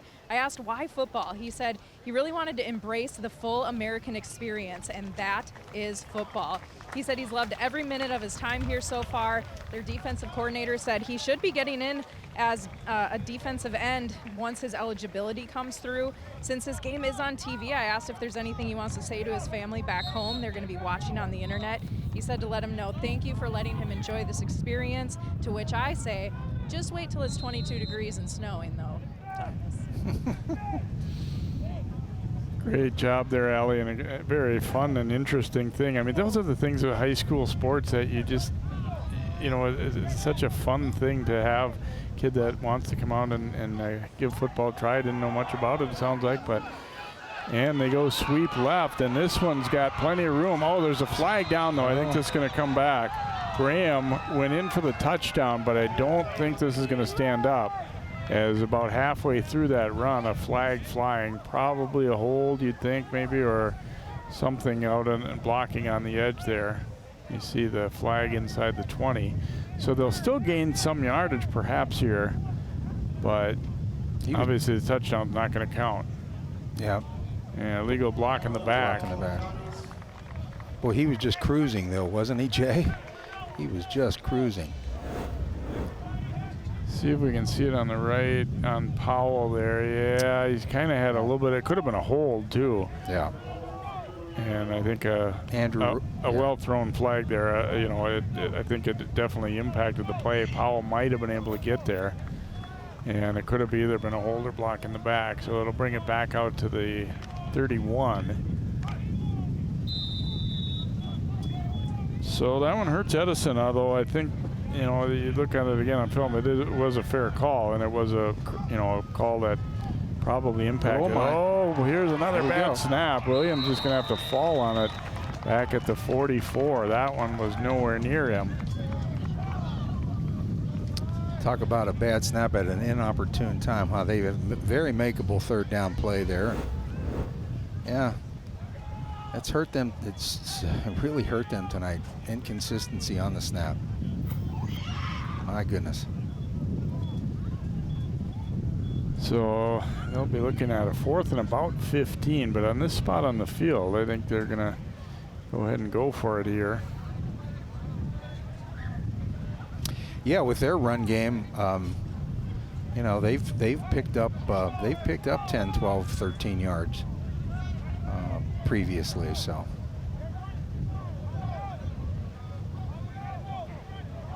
Gonna throw it. Resnacco the catch.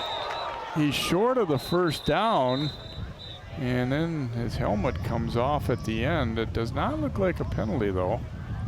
No. So it's going to be a reception, but short of the first down. So Brooklyn Center will take over. Yeah, he just kind of got ripped off his. Yeah, I don't think. Yeah, the defender just kind of fell across him. Yeah, that's. Right. I think that's a good no call there. Quarterback's 1 for 1 though, Jay. Unfortunately, if he'd been able to keep his footing for Edison's sake, he only needed to take about another 2 steps and he would have had enough for a first down, but the throw just pulled him. He had to make such an effort just to catch it that he couldn't stay up. It was a very good play by him, but they'll end up short, and Brooklyn Center does take over on downs. That is the one thing about a run-first team. When they do decide to throw, there's usually somebody open. There usually is. Corner playing very soft up top again. Pongsack and company out there. Gonna throw it that way to Powell. Powell making a move to the middle, and he is brought down just shy of the 40. They'll gain 7 or 8 on that play. Just kind of took what the defense gave them there. Yeah. And now we've got a Tommy slow to get up here. I think it might be Sloan. Oh, he's got cramping too. And looks like in both legs, huh? Wow. We talked about it before the game, that chances are you might see this tonight a little bit, unfortunately, on a warm evening. Actually not Sloan, but Jones. Yeah, Elijah Jones. Yeah. Yeah, there. Seems like both legs. Right. Right.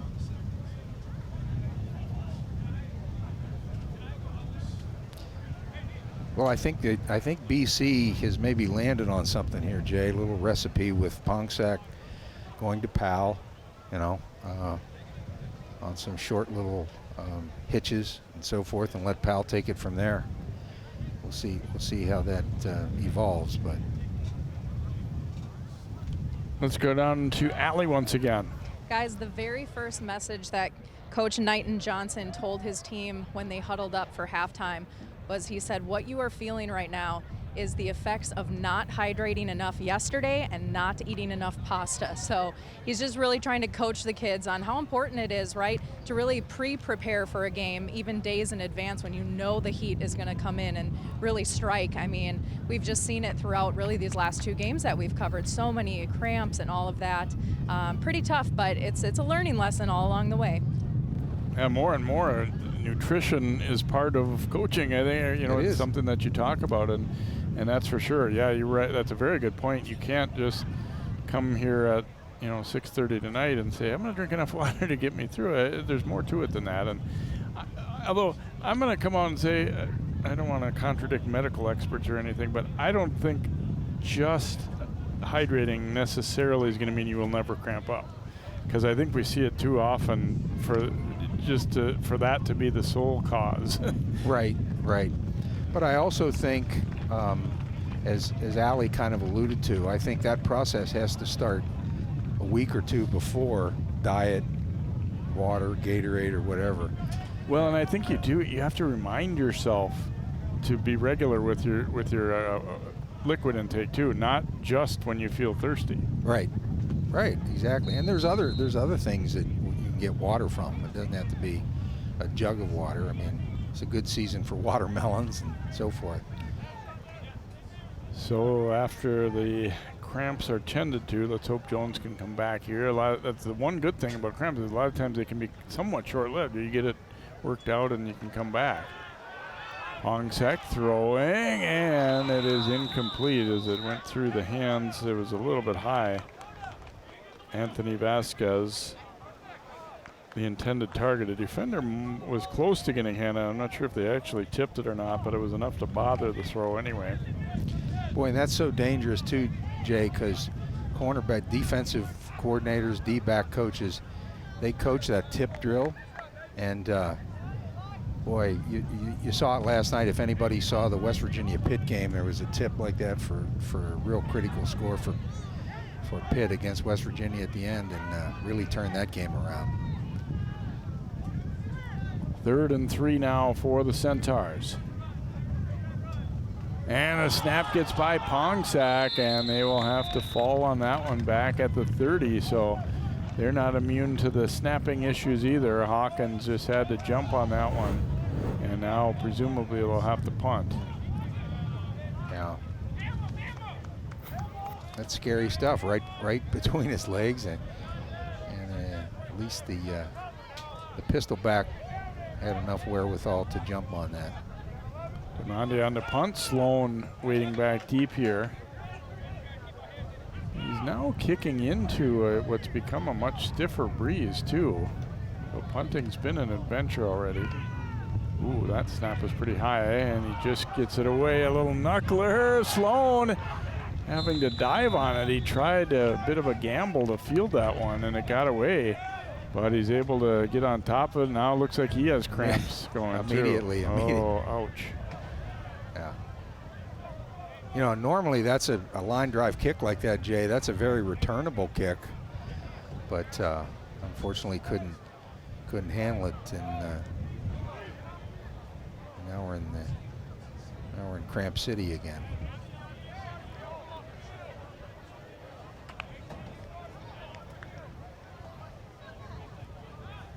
I think Edison maybe is in the lead on cramps over BC. Well, and we talked about they definitely are thinner in numbers than Brooklyn Center too, so that it may come into play more and more as the game goes. I think a little bit too, if some of their guys, their frontline guys, have to sit out. And again, cramps doesn't necessarily mean you're out for the night by any stretch. No.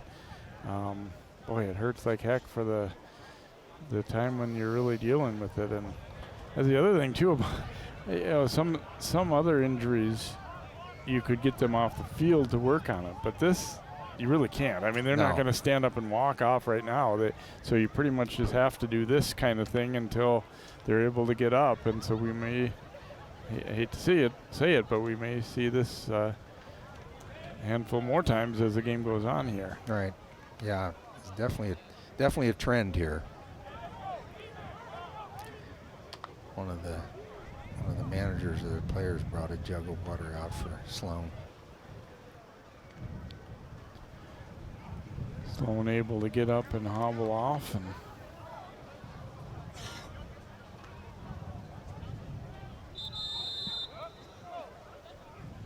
I wonder too if they have those little roller things that can help sometimes to loosen that when it's a calf cramp. Right, exactly. Obviously, massaging it and getting some liquid in you and all that are the frontline things, but it can help if you get a little roller into it. I don't see Lohr back in the game, Jay. Not yet, anyway. Oh, and here's another snap way over the head of Williams, and he'll have to go back and track it down at about the 27. Ouch. They'll lose about 17 on this one. That's got to be driving Coach Knighton Johnson just a little bit. Well, and the thing is, they're not even close. There's no, it's not like Williams could say, well, if I'm just a little more alert here, I might get it. That's nowhere near him. No, because he's long enough to, and athletic enough certainly to catch those, but they're not even close.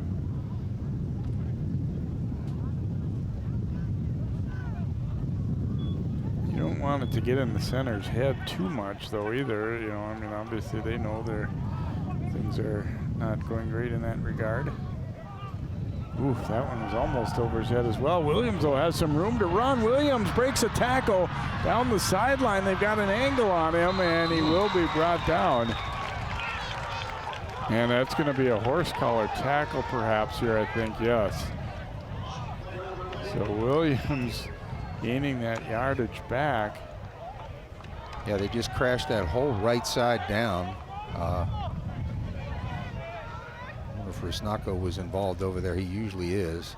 Yeah, it's going to be a personal foul and a horse collar tackle at the end of that as well. Yeah, coming back after that bad snap. Yeah, big gap, and they had the angle on him here. It's kind of unfortunate. You're just trying to make a play and got him. It's hard to see from that angle, but we could see it. He definitely did have the back of the jersey around the collar, so correctly called. So, wow. Well, there's a complexion turner, a 48-yard run, and then you tack on 15 more. Williams and crew in business here inside the 15. Ooh, another questionable snap. Hogan takes the handoff, and he is thrown down hard. Well, defended that time by the Centaurs. Yeah, pretty good job by Brooklyn Center shutting that play down, because Hogan's got some quickness about him, I think, Jay, and he can find a little crack there. But did a nice job of shutting that play down. Brooklyn Center's D. The freshman Cairo making some plays there defensively for Centaurs. No gain on that play, so 2nd down and 10 now for Edison.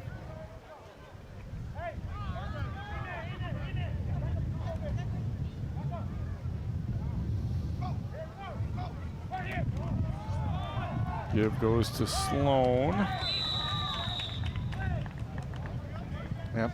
Met from the outside there and stopped for Brooklyn Center by Deontay Thomas, but a nice gainer there of about 5. Brooklyn Center staying in that bear defense that I talked about earlier, where they have the nose covered and both A gaps, and that's been pretty successful. Tommy's running right at it, though.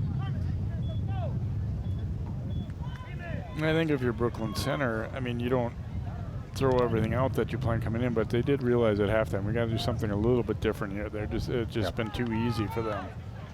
Exactly. Nice adjustment by Brooklyn Center.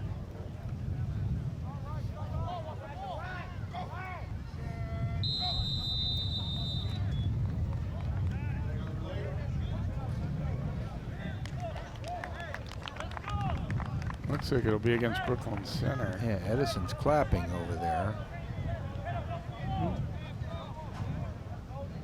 Looks like it might have been, an offside before, prior to the ball being ready for snap, really, but just lining up in too egregious of a spot. Normally they'll give you a little bit of benefit of the doubt if you're, if you're kind of just getting set up, but it must have been beyond that. That makes it 1st and goal, too, I think, Jay. I believe. Williams, well, was going to hand it off, and instead he'll just walk in for the touchdown. He was, again, worrying about a somewhat sketchy snap there, but he was able to keep possession, and then the handoff was no longer available, but he didn't seem to bother Williams at all as he just goes in. Yep. Yeah. See, he and Sloan just kind of side by side. That's not really how that was designed, but they'll take it. And a nice job by Graham coming off the edge too, Jay, to make that play possible and open up a real. Williams doesn't need much, and he can do a lot by himself. But you're right, kind of tentative there, almost like an RPO. Williams going to try and run it in again. This time they'll get him. Did not quite make it.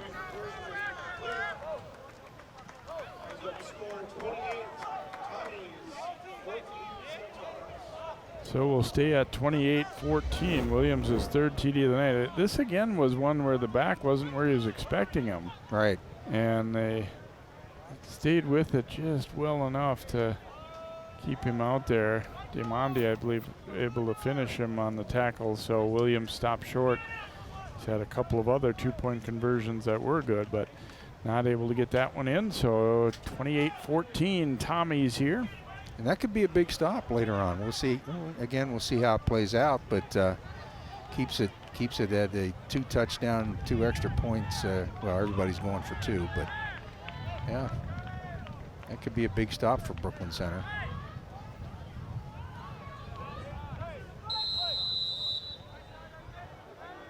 Austin will kick off this time for Tommy's.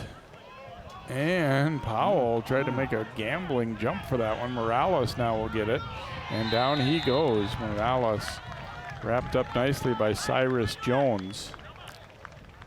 And, you know, Brooklyn Center was coming in, you thought, oh, they're a pretty quick team, but boy, Edison has matched them and maybe then some here tonight. They're getting to ball carriers, whether it be on a regular running play or in this case kick return, very quickly and just putting them on the ground. I think so too, Jay. I think so. We talked about Morales being the fastest guy on BC's team, and indeed he is quick, but yeah, nice job of not letting him get to the edge over there. So we'll see what Pongsack and his offense can do here. He certainly gained confidence as the game has gone. Not a real good start, but then that long touchdown to Powell, and they've done some good things early in the second half here as well. Going to hand it off here to Hawkins. Broke the first tackle, but still a lot of pursuit coming, and he'll be stopped for maybe a half-yard gain, if that. Bring up 2nd down and long. They did not run the ball effectively at all in the first half, but no. I think you know, when you're calling plays here, though, you still want to keep Edison honest and not just go back, drop and throw every time and let them, you know, pin their ears back and get after your quarterback. And I think that's what that was. I think that's perfectly good call. They just frankly didn't block it very well. And Edison comes in and makes the tackle for no gain. Pongsack looking deep down the sideline for Powell, and incomplete. Would have been out of bounds anyway. He almost caught it. Would have been a very nice catch, but it would not have been a completion anyhow as he was landing out of bounds. But closer on that one to getting it done. That was not too bad a throw. I mean, obviously you say, well, it didn't stay on the field, so couldn't have been completed anyway, but it was close. Yeah, going for the home run ball. Again, trying to stretch Edison. I noticed Edison basically is almost daring them to run, Jay. They got at most 5 guys in the box, and that's about it. So it'll be a 3rd and long here for Brooklyn Center.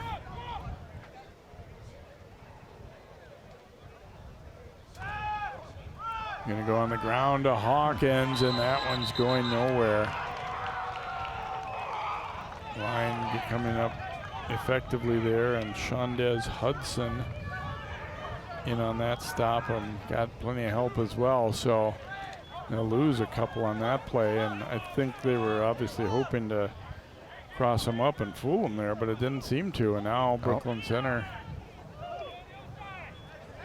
going to have to punt. And again, do they have a punter out there? It doesn't look like it. Doesn't look like it.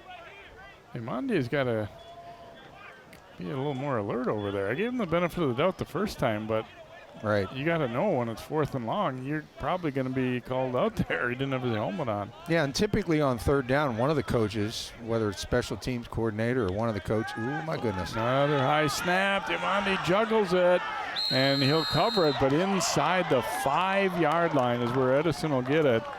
And boy, both teams would love to have a long snapper that was efficient here tonight. That's been an issue. You think they'll be working on that, both teams this week, Jay? Yeah, I'm thinking. You wonder a little bit too. Again, not trying to make excuses, but on a hot night, perhaps the ball's gripping it for the center might be a little bit of an issue at times. I don't know. These have been bad enough that I don't think it's that necessarily, but I'm trying to find a little excuse for him. Right. Yes, you are. I'm reaching. It's a reach. Yeah. Boy, this would be big for Edison if they could take advantage here of this great field position. Oh, and Williams just got the handoff away, and it'll be a touchdown as Sloan runs it in. Boy, the blitz was coming, and they got to Williams just as he handed that one off, but Sloan will go in. They really did. I mean, the nose guard or the D tackle timed it very well, but it didn't matter. They still executed it. Actually, he went right for Williams. Oh, that's Powell. Yeah. They possibly could have Powell, what they call spying on Williams right now, Jay. And no matter what, he's just going to go for Williams. So here's the 2-point try for the Tommies. They overload that left side, and Williams did his best, but he could not get there as the Centaurs stacked it up.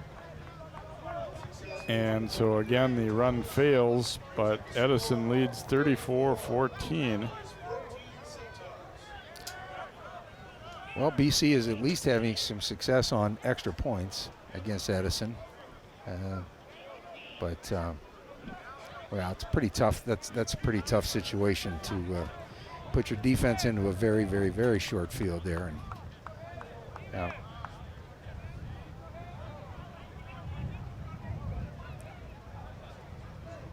I think the job now for Brooklyn Center is they got basically 2 minutes and a quarter. They just got to they've got time because they've got the explosive offense to overcome this, but they just can't get, as they say, they just can't get their daubers down.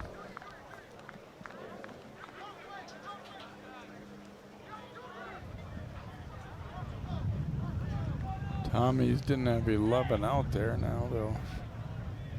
Well, and sometimes, too, when you get these injuries, or even including cramps, does somebody remember that, hey, by the way, coach, I'm on, this special team or that, or, that sometimes can fall through the cracks. Powell makes a nice move to the outside, stays on his feet, still going. Oh, wow, Powell. Nice run back there into Edison territory at about the 46. Yeah. He made 2 really nice moves there. He really did. Stuck his foot in the ground, kind of went right and came back left. He's a real spark. He's a real spark. And that's what I mean. Brooklyn Center, this game's not over by any stretch.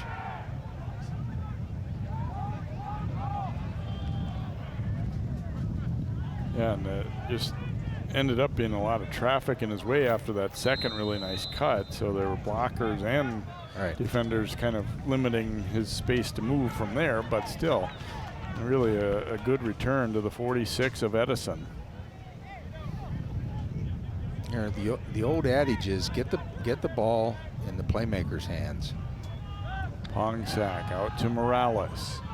Morales breaking through a tackle, and then he's brought down as he gets inside the 40, and Nice gainer there of about 7 or so on that first down play. Yeah. Nice job taking advantage of soft coverage over there. Maybe more like 6. I didn't mark it as far ahead as I thought. He's going to be back at the 40. Yeah, not only stretching the field north-south, but east-west. Good job by Pongsack and the receiver.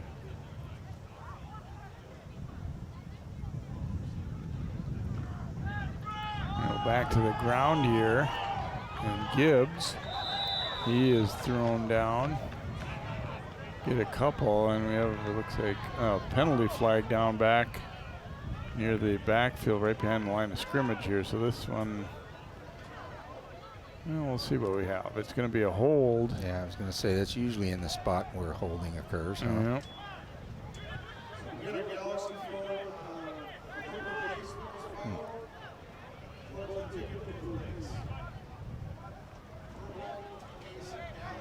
So they'll move them back to the 49. Well, BC not giving up on the run, and I think that's I don't think that's bad strategy. Again, you got to keep Edison honest, and you could break one of these runs.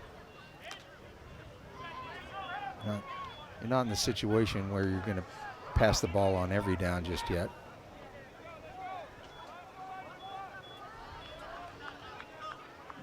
Soft coverage, both corners from Edison, Powell and Morales. Gonna swing it out for Powell. This might be a lateral. That's a backward, yeah. Powell picks it up, and yeah, they did not blow the whistle. Boy, it sure looked like it, Jay. Sure looked like a backwards pass. Yeah, I agree. And now I think the officials are going to confer.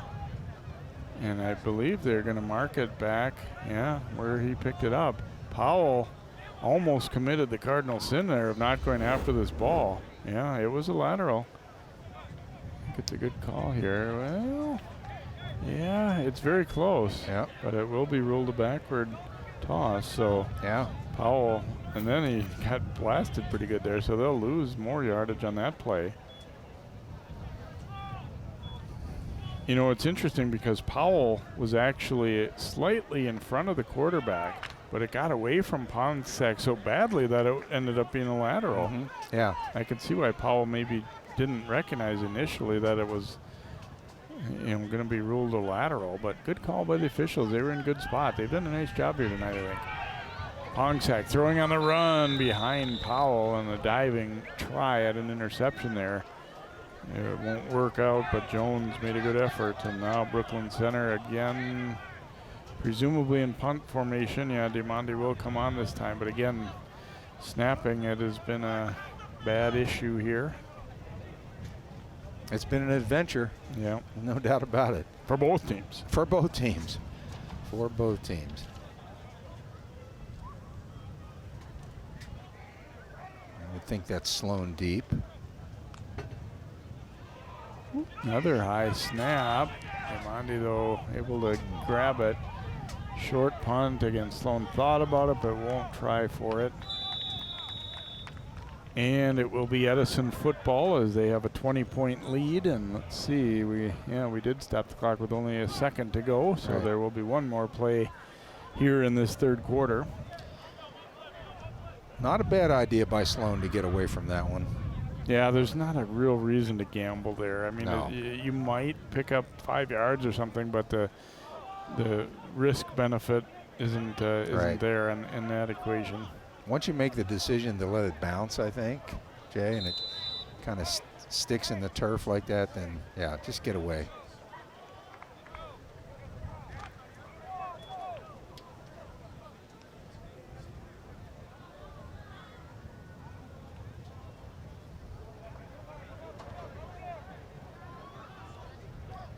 So Williams getting the offense started here. He'll hand it off, and plenty of room on that sweep to the left side. Finally run down on the play is Graham, but a huge gainer there into Centaur's territory. As I said before, I think the last time maybe was when Graham ran that, it was called back, wasn't it, Jay, for a hold or whatever. This time, I mean, Graham just cruises. 35-yard run as we reach the end of the third quarter. Edison again kind of taking over. 34-14 Tommies as we get a look at Graham's run going to break here on CCX.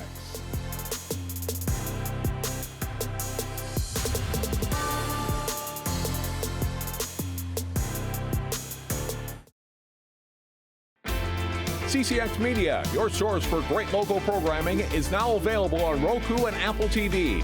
Our free app allows you to stream all 3 of our channels live. You'll also have access to a large on-demand library, including daily newscasts and full sporting events. To find the app, go to the store and search CCX and download our free app. Then sit back and enjoy all of your favorite local content. Now available on Roku and Apple TV.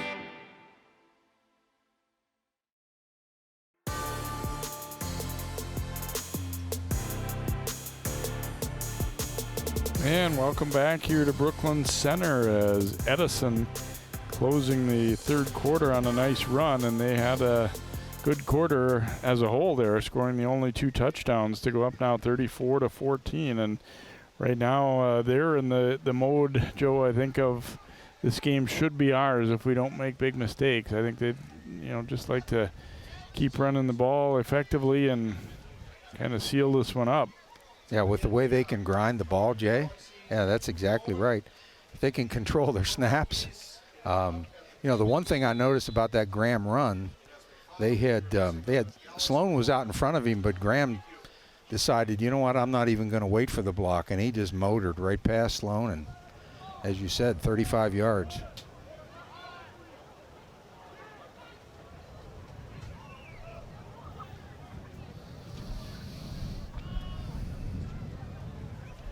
Spotted on the BC 31 as we change directions here and get into the fourth quarter.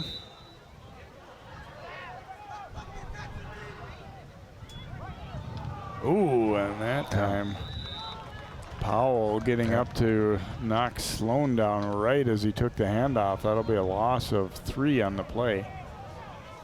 Brooklyn Center, I think, getting more aggressive, gambling a little bit here and there. Like on the touchdown earlier, Powell shot the gap and almost got to the quarterback before he could hand it off. Right. And that time he got to Sloan instantly.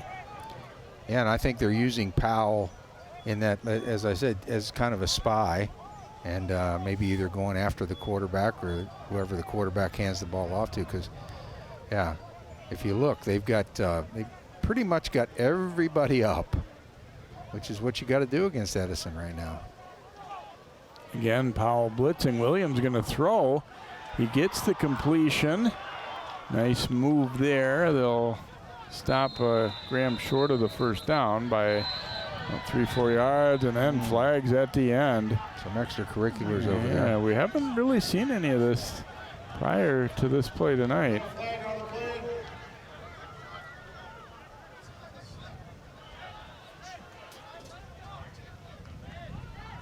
Elijah Jones on the catch, not Graham, but. Well, nice adjustment by Edison, too. As I said, with basically 10 people on the line of scrimmage, just flipping the ball, outside, kind of a little pitch and catch. Officials are getting together and making sure that, sometimes you see the second thing or whatever, and I think that's a good job of making sure that they all saw the same, instigator or chief culprit, whatever you want to say there. They're talking a lot to Emmanuel Seward there as he, I think, kind of lost his cool there, fair to say, and coaches are giving him equal parts of chewing out and encouragement there. Right. I'm watching the BC huddle too, and Powell has kind of taken over as the titular leader here of the BC defense. He's got them, getting them lined up and trying to get them fired up. Come and talk to Coach Williams Bearfield, and he's writing something down, which makes me wonder if there's could be an ejection situation. If it was blatant enough, did they disqualify the Centaur there? That might be the case. Unsportsmanlike conduct. They haven't walked any penalty off yet. Oh, they have called it offsetting. Okay. Oh, okay. So the play will stand, but because Rusnako was involved and he went off right away, and his coaches were kind of getting at him a little bit too. So they ultimately decided that they were both at fault there.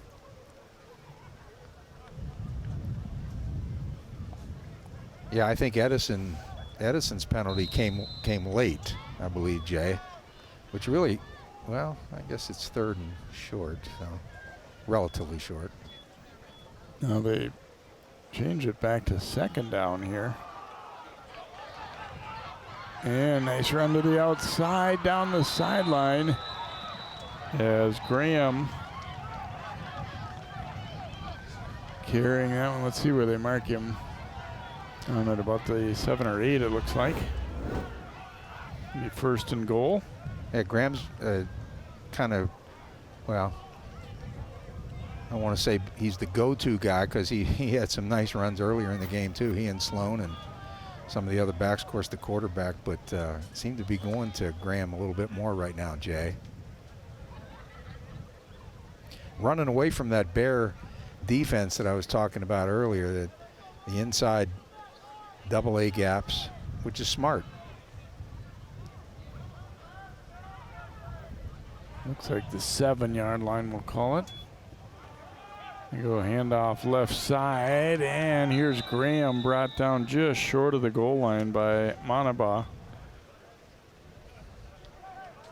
And it'll be 2nd down and goal to go.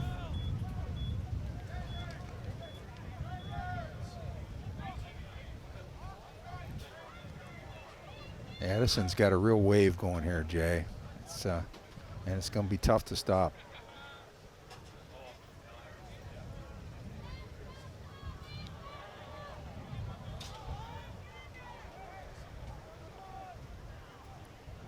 High snap, and Powell getting in there, and they knock it free, and it's a fumble and recovered by Brooklyn Center. Powell jarred it loose, and Aaron Briggs gets to it. Big play. Big play by Powell. He's really stepping up on the defense, timing that, coming through the gap. You kind of feel for the back there because he really didn't have a chance to put that one away before Powell hit him. Right. And then right there in the right spot was Briggs. Make that recovery. Boy, that was, talk about a must stop there for BC. I mean, granted, it's still a long road back, down 20, but if that one went in for a score, it would have been pretty much lights out. And they were on the doorstep, and what great timing coming through that gap. Great job by our guy showing that, him blitzing that gap. And as you said earlier, he almost got Williams down at the other end, so good timing on his part. Flipped out in the flat, and they'll go for the completion. Ooh, and then Powell giving a rough ride. That's going to be a penalty.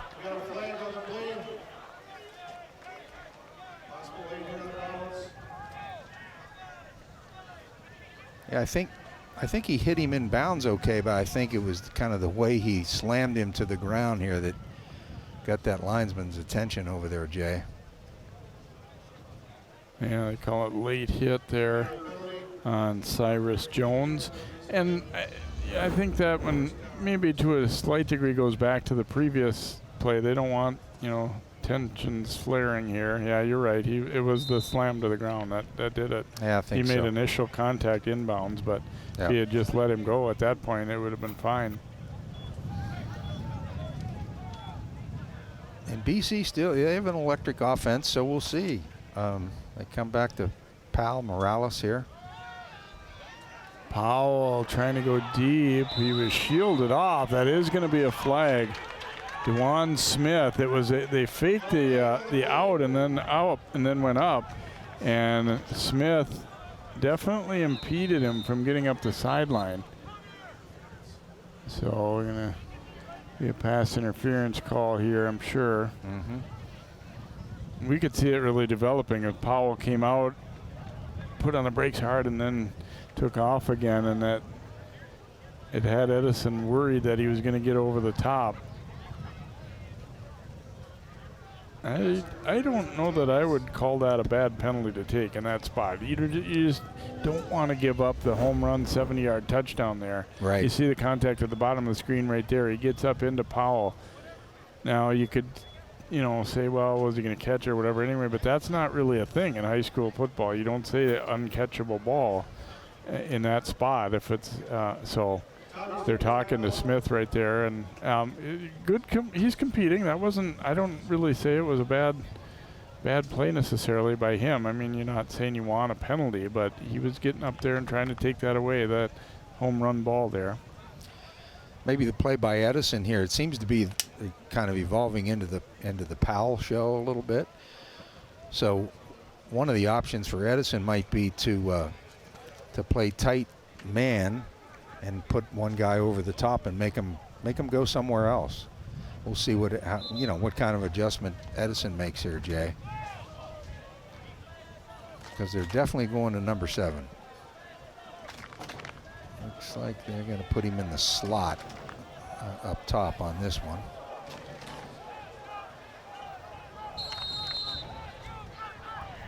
So here we go from the 40, Brooklyn Center. It looked like a moment ago that Edison was going to punch another one in and really kind of seal it. Now Gibbs, we got a flag down on the play though. This one might be coming back.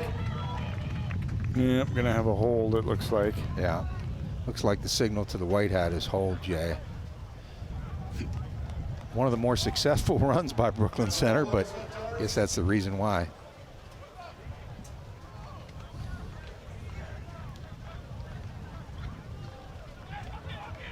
So we've had over 100 yards in penalty yardage here tonight. Yeah, game's getting a little bit raggedy here, huh? Right out on the edge, there's the hold as they get the receiver trying to come back and get a block there, Thomas. The good news was it happened a little bit downfield, so it ends up not costing him that much yardage. Pongsack had to pick it up and then handed it to Gibbs, and Gibbs probably wished he could hand it right back because there was nowhere to go at that point. No, a lot of white jerseys coming there.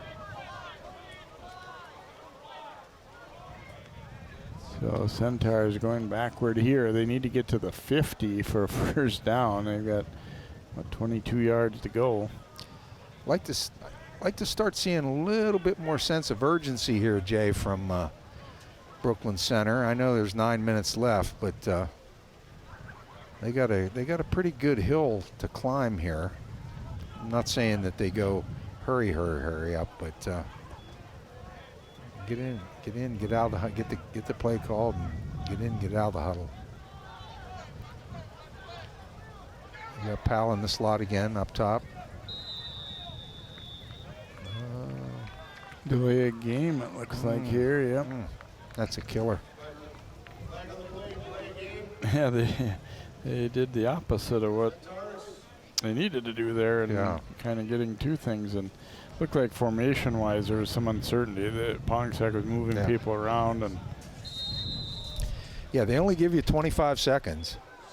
And as a former OC, I mean, you got people in your ear talking to you and players and everything, but you got to make the call.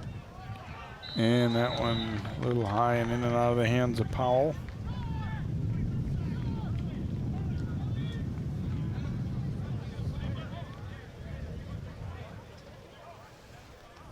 I would call this 3rd and September, Jay. Got quite some distance to go here, yeah. When it feels like a very long distance just to get to the back end of the chains, then you know it's long, and that's where we're at now.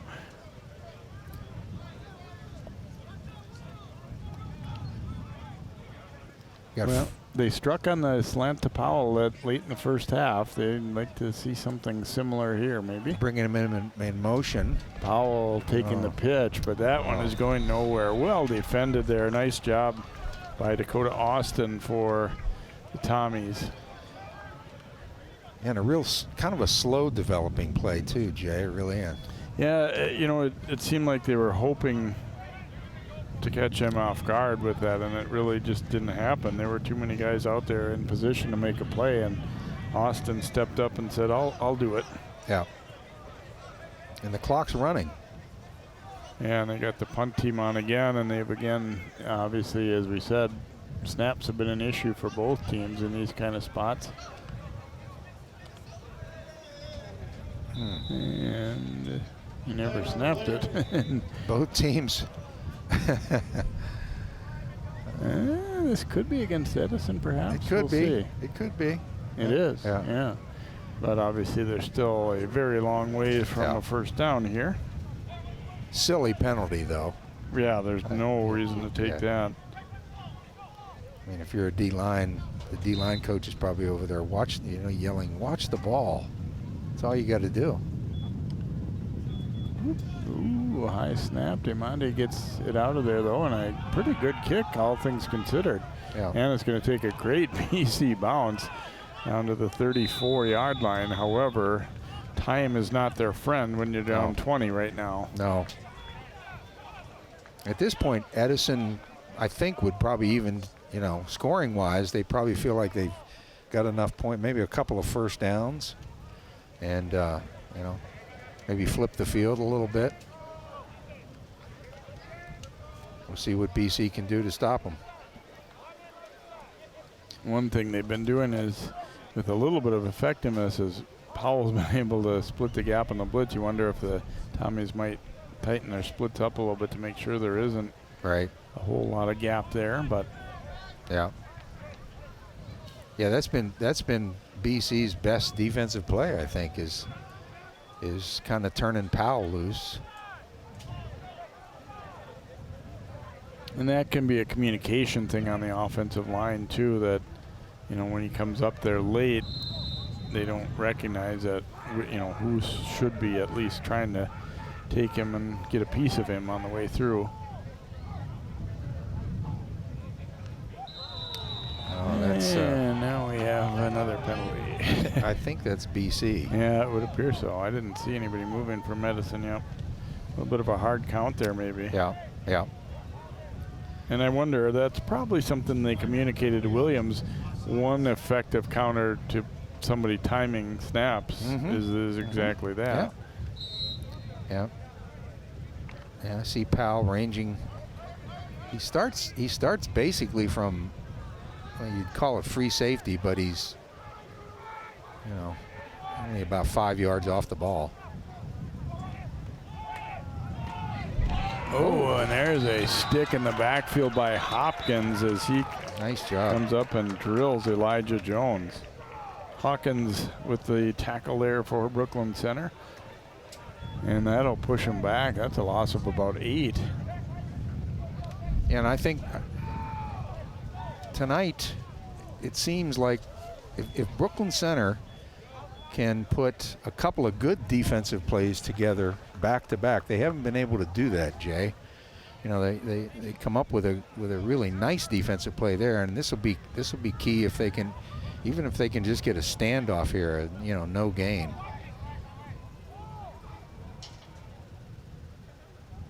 Yeah, trying to draw them off sides again.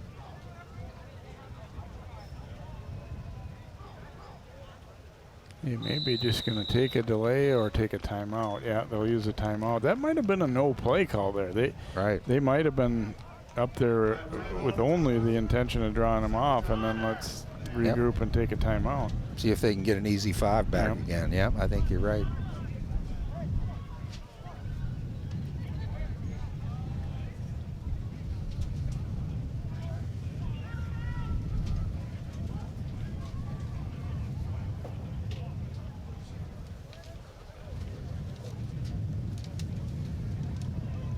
Yeah, and if you're Edison too, again, 20 points, with Pongsak and Powell and Morales, there's 5 and change, but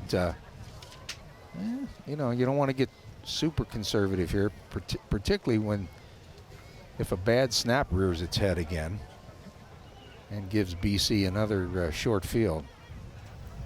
Brooklyn Center taking on another city team next week, and they'll make the very short journey to Patrick Henry High School to take on Henry.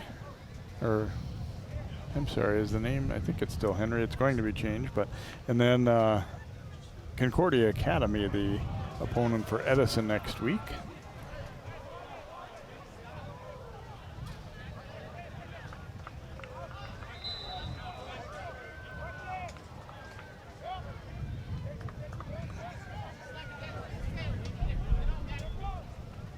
Williams going to be wrapped up by Powell. He keeps fighting. I think there was, again, a little bit of a mix-up. I think he intended to hand that ball off, and there was nobody there. Yeah. Powell really making his presence felt. Yeah, not accounting for him. I would call him BC's best player tonight, right? I mean, when you consider offense and defense. Mm-hmm. Yeah, I think you're right.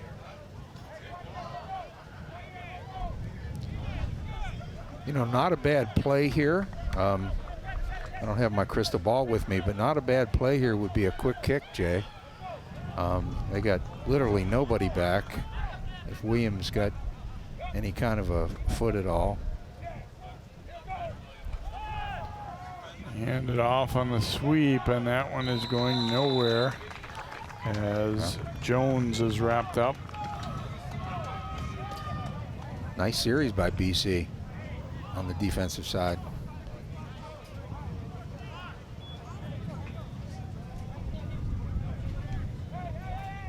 How many timeouts, Jay, does BC have?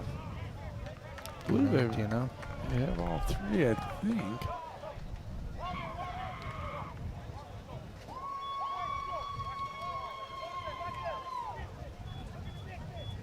Edison seems to be in no hurry here. They may be gonna, again, take a timeout or just take the 5, maybe. Possibly here. Yeah. Williams is out there.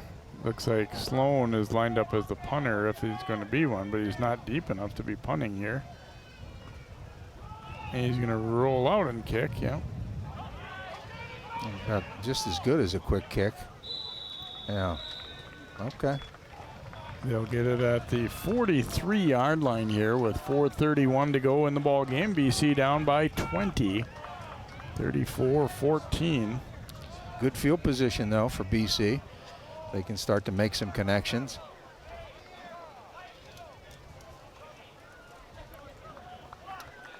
Well, and especially this early in the season, too, you're not necessarily coaching for just tonight. I mean, okay, down 20, 4.5 to go. Not too likely you're going to catch up, but you still want to build momentum for next week, and you still want to do the right things down the stretch here. Right.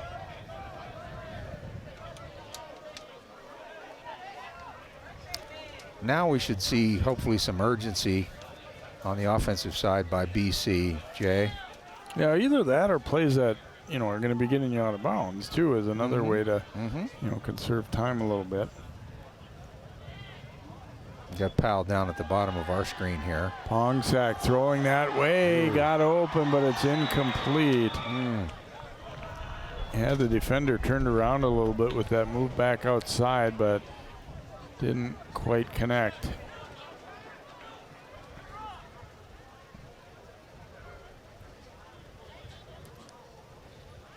It ends up looking like a bad throw, but I'm not so sure the route, you know, wasn't.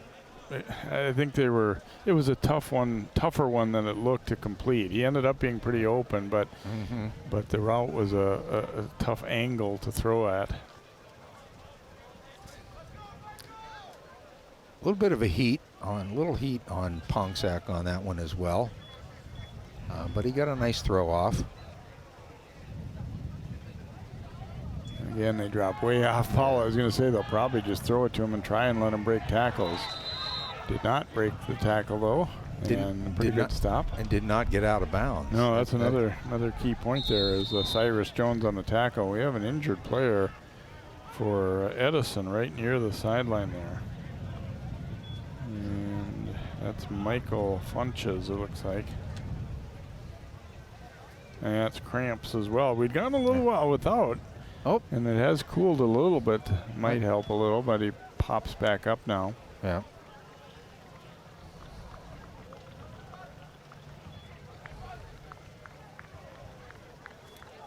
So that was a timeout by Brooklyn Center, Jay? or was that an injury? Well, I don't know for sure. I did not see a signal in that aspect, but might just be for the injury.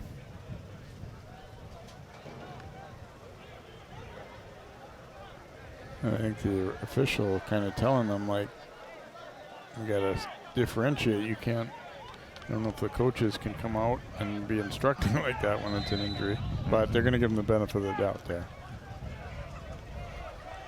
So 3rd and 7 now for Pongsack and crew. Low snap, and he falls down. Ooh. I hope he's not hurt. No, it looks like he's all right. They wanted to go with a little toss to Morales, but the timing got thrown off by the snap. And then Pongsack just kind of ended up sitting down with it. I don't know if his foot slipped or he was frustrated or a little of both. And the clock's running, Jay.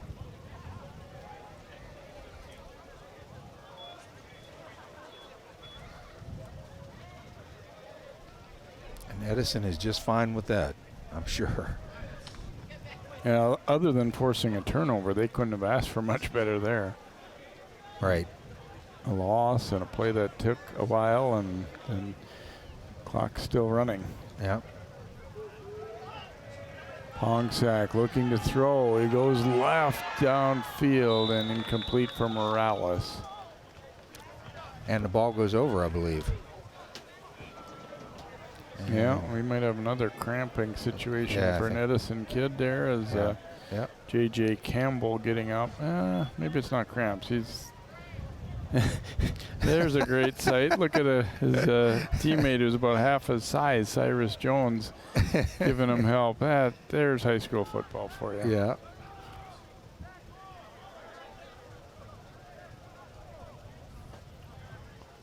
Well, those might be ones that you talk about at the banquet. Remember that time when we carried J.J. Campbell off? It might be a cramp for him too, but he didn't want to linger on the field, it looked like. Right. We have had a little bit of a break in the cramping department. That's been good. Yeah, I think we can even feel up here. It's cooled down some for sure, but a lot of times that's not necessarily enough to keep you from cramping up at this point. Oh, and it gets away from Williams again. He'll just have to fall on it. I'll tell you, 2 people who are not, or maybe more than 2 involved, who are not going to want to watch the film of this game is the centers. Not at all. Right? I mean, no. It's been adventuresome on both sides. No, they're going to want to sit way in the back, and hopefully nobody sees them.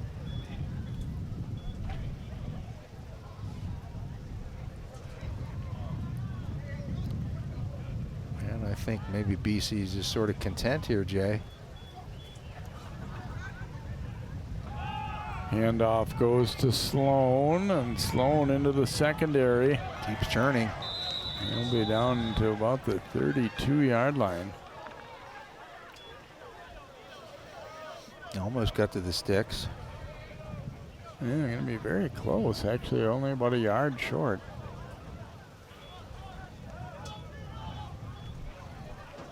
That's been a little bit of a theme too, hasn't it? I mean, again, BC makes a nice defensive play, however they make it, and then Edison comes off the deck with a nice gainer.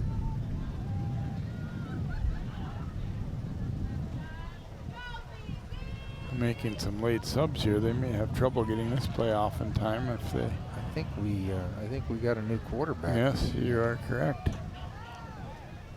That's Vicente Lopez Marsh, number 10 now. Uh-oh, almost got away from him too, and he's going to be wrapped up.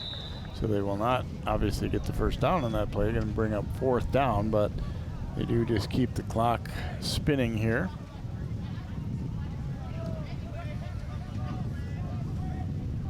Edison here, I mean, yeah, you'd like to get the first down, but I suspect they'll just run the ball again. And right. You know, even if it means they turn it over on downs, that's going to be fine because it'll be probably under a minute or about a minute to go when they snap it. You might want to go under center too, but nah, they're not gonna. But probably academic now anyway. Oh, and there, the ball's on the ground. The quarterback, Lopez Marsh, picks it up, but then he is tripped, and Brooklyn Center will take over on downs with 52 seconds remaining in this, or 53, as Centaurs get it back one more time. But Edison is gonna, for the second year in a row, get a W over the Centaurs here.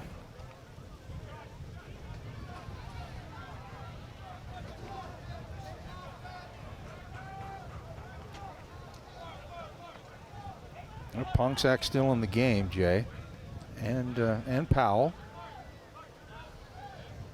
It's funny, the team that's behind rarely pulls the starters. It feels like it's the team that's ahead that usually makes the first move in that regard. Right, right.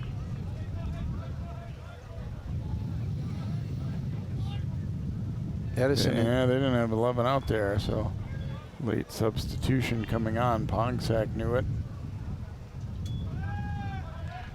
Looking to throw deep for Powell, and triple coverage out there anyway. I think it's fair to say Edison has an idea that 7 might be getting targeted here. Mm-hmm. What a shocker, huh? Yeah.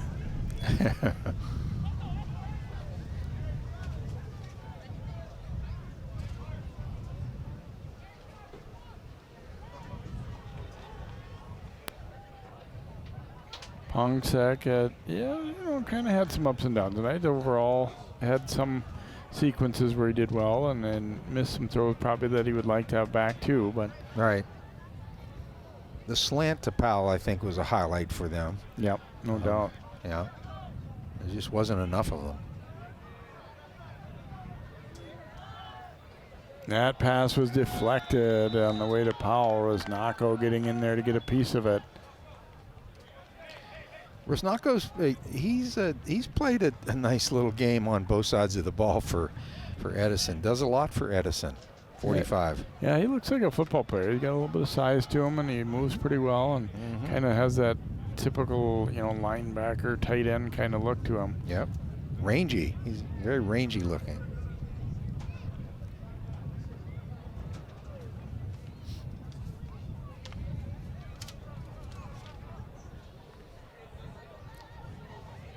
Maybe we'll see a hook and ladder here, Jay. Always popular near the end of games. It's not really set up for that, but never know. 3rd and 10. They're going to throw it out to Powell. Makes a move, but too many bodies there. Good pursuit by Edison. And that'll be about a 1-yard gain or so here for maybe 2, it looks like, for Powell and crew. So 6 catches for him. He's, as we said, probably the best night overall for Brooklyn Center, but I don't know if they'll even run one more play here necessarily, as we're under 15 seconds. 4th and 8 coming up here for the Centaurs. If they hurry, they can get it off. But. And they do. Pongsack flipping it out. Pass is complete to Hawkins. Ooh. And he is cartwheeled down at the 40 of Edison, and the game will come to an end here. And a nice road win for Edison as they win it by a score of 34-14 here over Brooklyn Center this evening. Thanks to both coaches for their help. Had a good time talking with them here tonight, and good luck to both of these teams as they play out the rest of this season here. Plenty of football to go. Edison getting a win to start the year. Our final score here is Edison 34, Brooklyn Center 14. For Joe Basil, Allie Mosley, and all of our CCX crew, good night from Brooklyn Center.